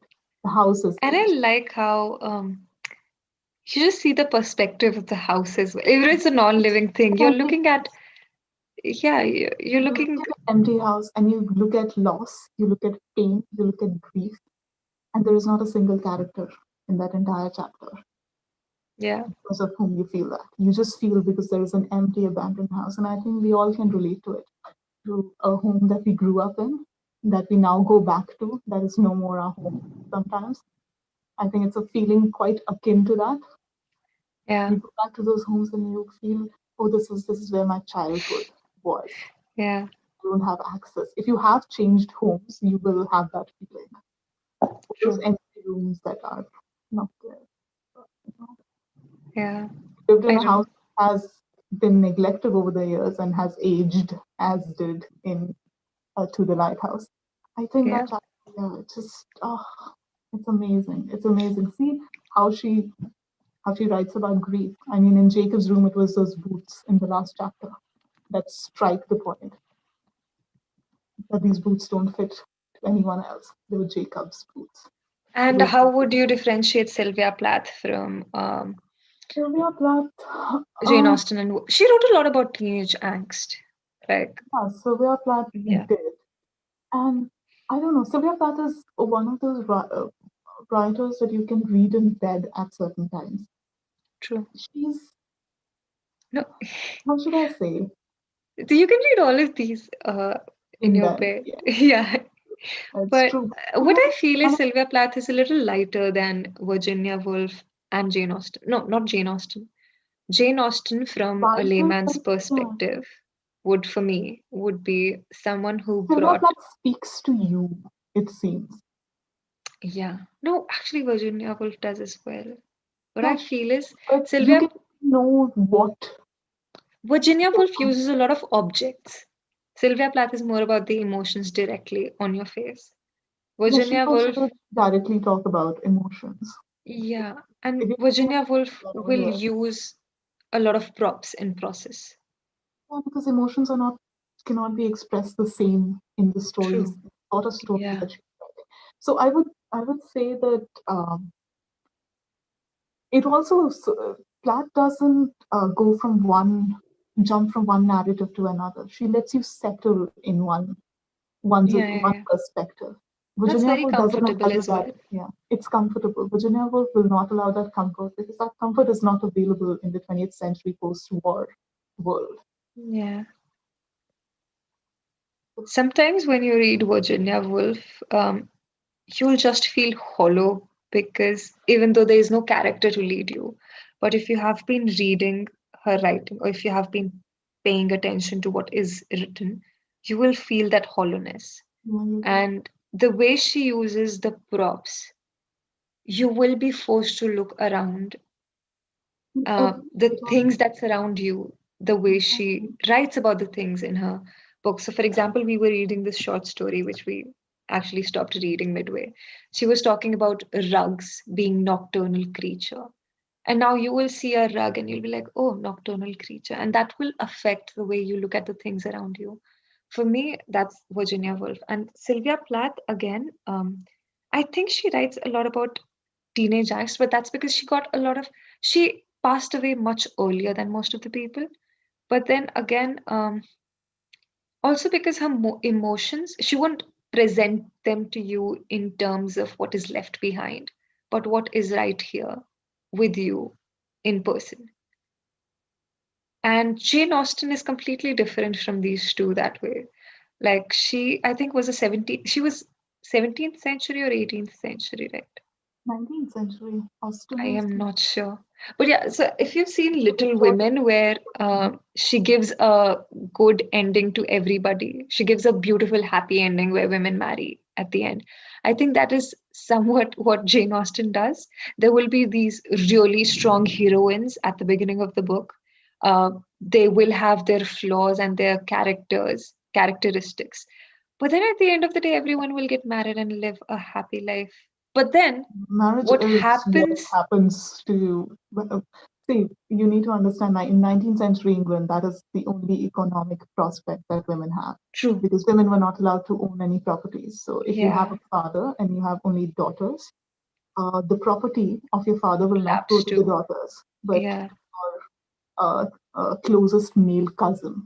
So you will yeah, not inherit anything. So God forbid if you are not married, you might true. not have I anything to also provide. think that so I don't know. After I read Little Women, where you're shown that she's asked to change the ending and she's asked to let the protagonist marry at the end, that is something that must have happened to Austen because all her heroines, no matter how strong they are, no matter how stubborn they are, headstrong they are, they eventually end up marrying someone. Of course, the Strange thing about Austen is that her private life was more tumultuous, and she was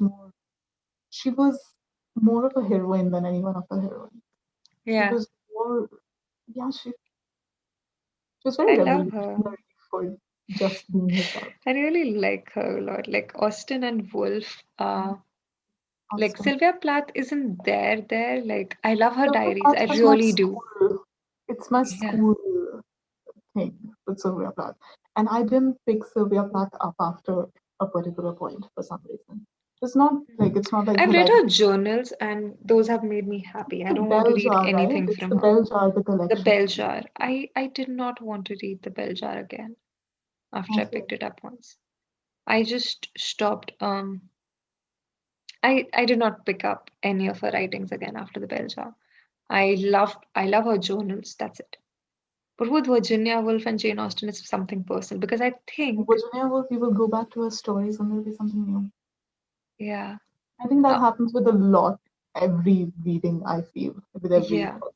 I think But the reason some why a lot people of just, us are, I'm yeah, so sorry, you were saying, I think a reason why a lot of people love, especially women like Jane Austen a lot, is because it introduced us to Mr. Darcy, who, in a way, even though is, problematic, but yeah, he's you can't problematic, love him. but then it was just the way he approached her towards the end that I think. But why I really love Jane By the Austen way, is because all I this think, young adults things that happen now, where you have this rude person, the rude guy who tries yeah, to act I very. I This don't is get Darcy. them. This is Darcy's a toned down, Yeah, tone deaf version of Darcy's that you're finding yeah. attractive.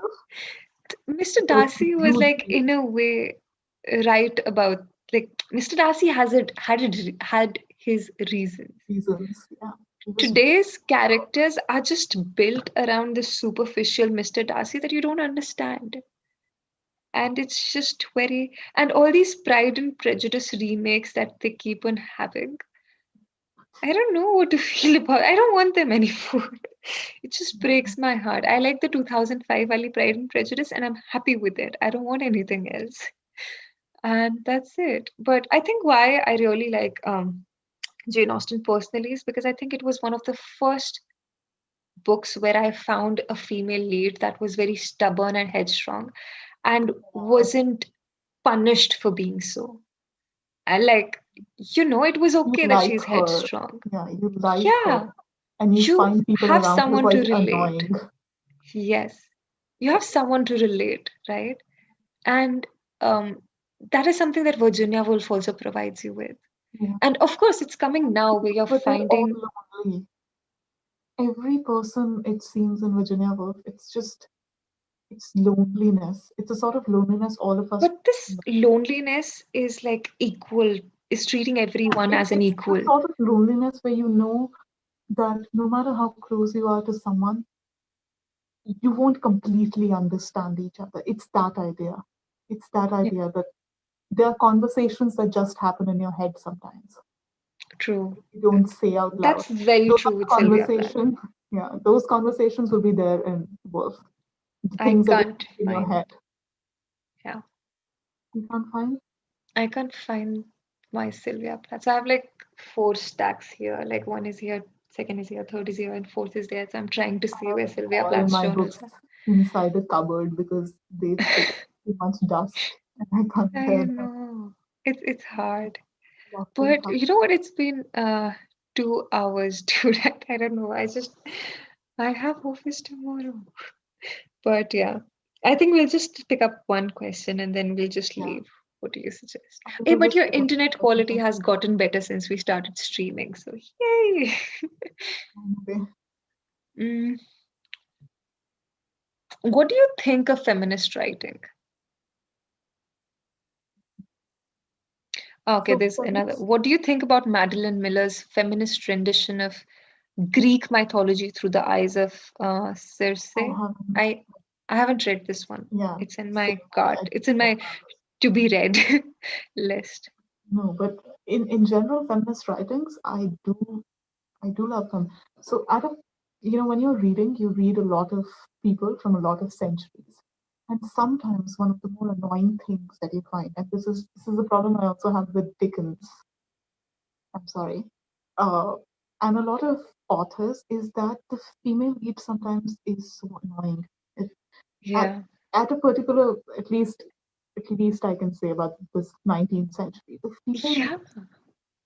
That happens male when men authors, write women yeah, leads. yeah, the women reads written by men were just, I do not know. It's almost like they never met a woman for real. I am so happy to share this frustration with someone. It, it is very frustrating, and after that you have women's writing. You see feminist renditions, and you're like, oh wait, I can. Okay, at least a person is treated as a person. Yeah. You know what changed this for me? I think it was Deborah Levy's Things I Don't Want to Know. I read it earlier this year. So it just hit me. I've not read many books, but I've read like significant amount of books. And to if you read 10 books, there would be just one out of those 10 books that would actually speak to you as a gender that you connect with. And I think it's so hard for, the genders that are like to the, I don't know the right word, for the LGBTQ plus community. It would be particularly hard because their Less representation. Yeah. yes, their representation is even worse than ours. And it just so if you read Deborah Levy's Things I Don't Want to Know, she talks about crying. So she had this particular phase where she would be on an escalator and she would start crying on an escalator because there was this thing about going up an escalator that would just make her feel so weak, being carried wherever you are. Like, you are not walking up the steps, you're being carried up. And that is something that made her feel so weak. And that's it. Like, that was like एक वो light जल जाती है ना पीछे ना like ting and then you just go like oh you know what, yes I've been there, I want to cry on escalators now. But yeah, Yeah, it happens. Uh, some of those writings are so annoying. I haven't read Peter, like I read Peter Pan once and then I read it when I grew up, and because I I found this beautiful secondhand book. It was a beautiful secondhand book, Peter Pan, and I started reading it and I was disgusted. I can't pick it up again. It is so sexist. And then people ask you to read it like, I just haven't it read wasn't Peter written, Pan. yeah, it was written in that time, so there is a Yeah. certain thing or form that the author follows, and you're just like, But no, I don't even connect with it. you look at male authors writing, women, it's not like all of them have done a bad job. I think Tolstoy did an excellent job when he wrote female characters. They were well Yeah, fleshed out. They were characters that had a life. You know how characters true. are. They were not stocks. Yeah, To be their stock character that you ridicule to make the hero look good or true. something. There are so So many it's not like the characters like that. male writers didn't do a good job, but most of them did. I do not know what sort Yeah. of a resentment it was, but I love E.M. matches. Forster for that, and Hemingway as well. Although, yeah, So I haven't read Hemingway. I do I've not know read. why. I just keep. Yeah, he's again, I think he's one of your modernists again. So Yeah. nothing happens in The the old man American and the. front I have not explored a lot.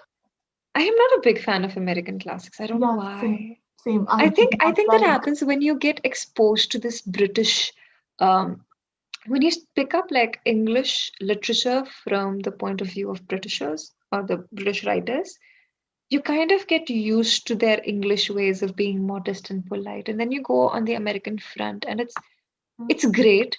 It's great, but the language and the tone is so different that you're not able to adjust that easily. This is something that I experienced. But yeah, but now that I've read enough American literature, I think I was wrong initially. But yeah, you need a good introduction, right? But yeah, You will always find works that are revered uh, by yeah, a lot of people and have a good standing in literary history that you might personally not like. For me, true. it's I cannot read Dickens for some reason. So this happens, and it is the case with some of the American novels that I have read. What is Yeah, that? It was uh, name the most American novel. yeah. Oh God, I can't remember. Yeah, anyway. But yeah. Cool. So I think it was great, and it's been a good close 2.5 hours. It's not 2.5 yet. It'll be soon. But yeah, it was lovely, and I'm so glad you could come here. And thank you Thank so much, you for joining me. guys, for joining us. And you can write to me on Vaani@chalchitratalks.com as well now. And you can follow me on Goodreads or become my friend or however this works at vaanimahesh04@gmail.com. And it was great fun. And please let us know if you would like to see Shriya again. We would ensure we have better mic and we would ensure we have better audio next time. But it Yeah, was great, yeah. Thank you so much for doing this, Shriya. And I'll see you thank you guys so much. on Thursday at 10 p.m. Bye.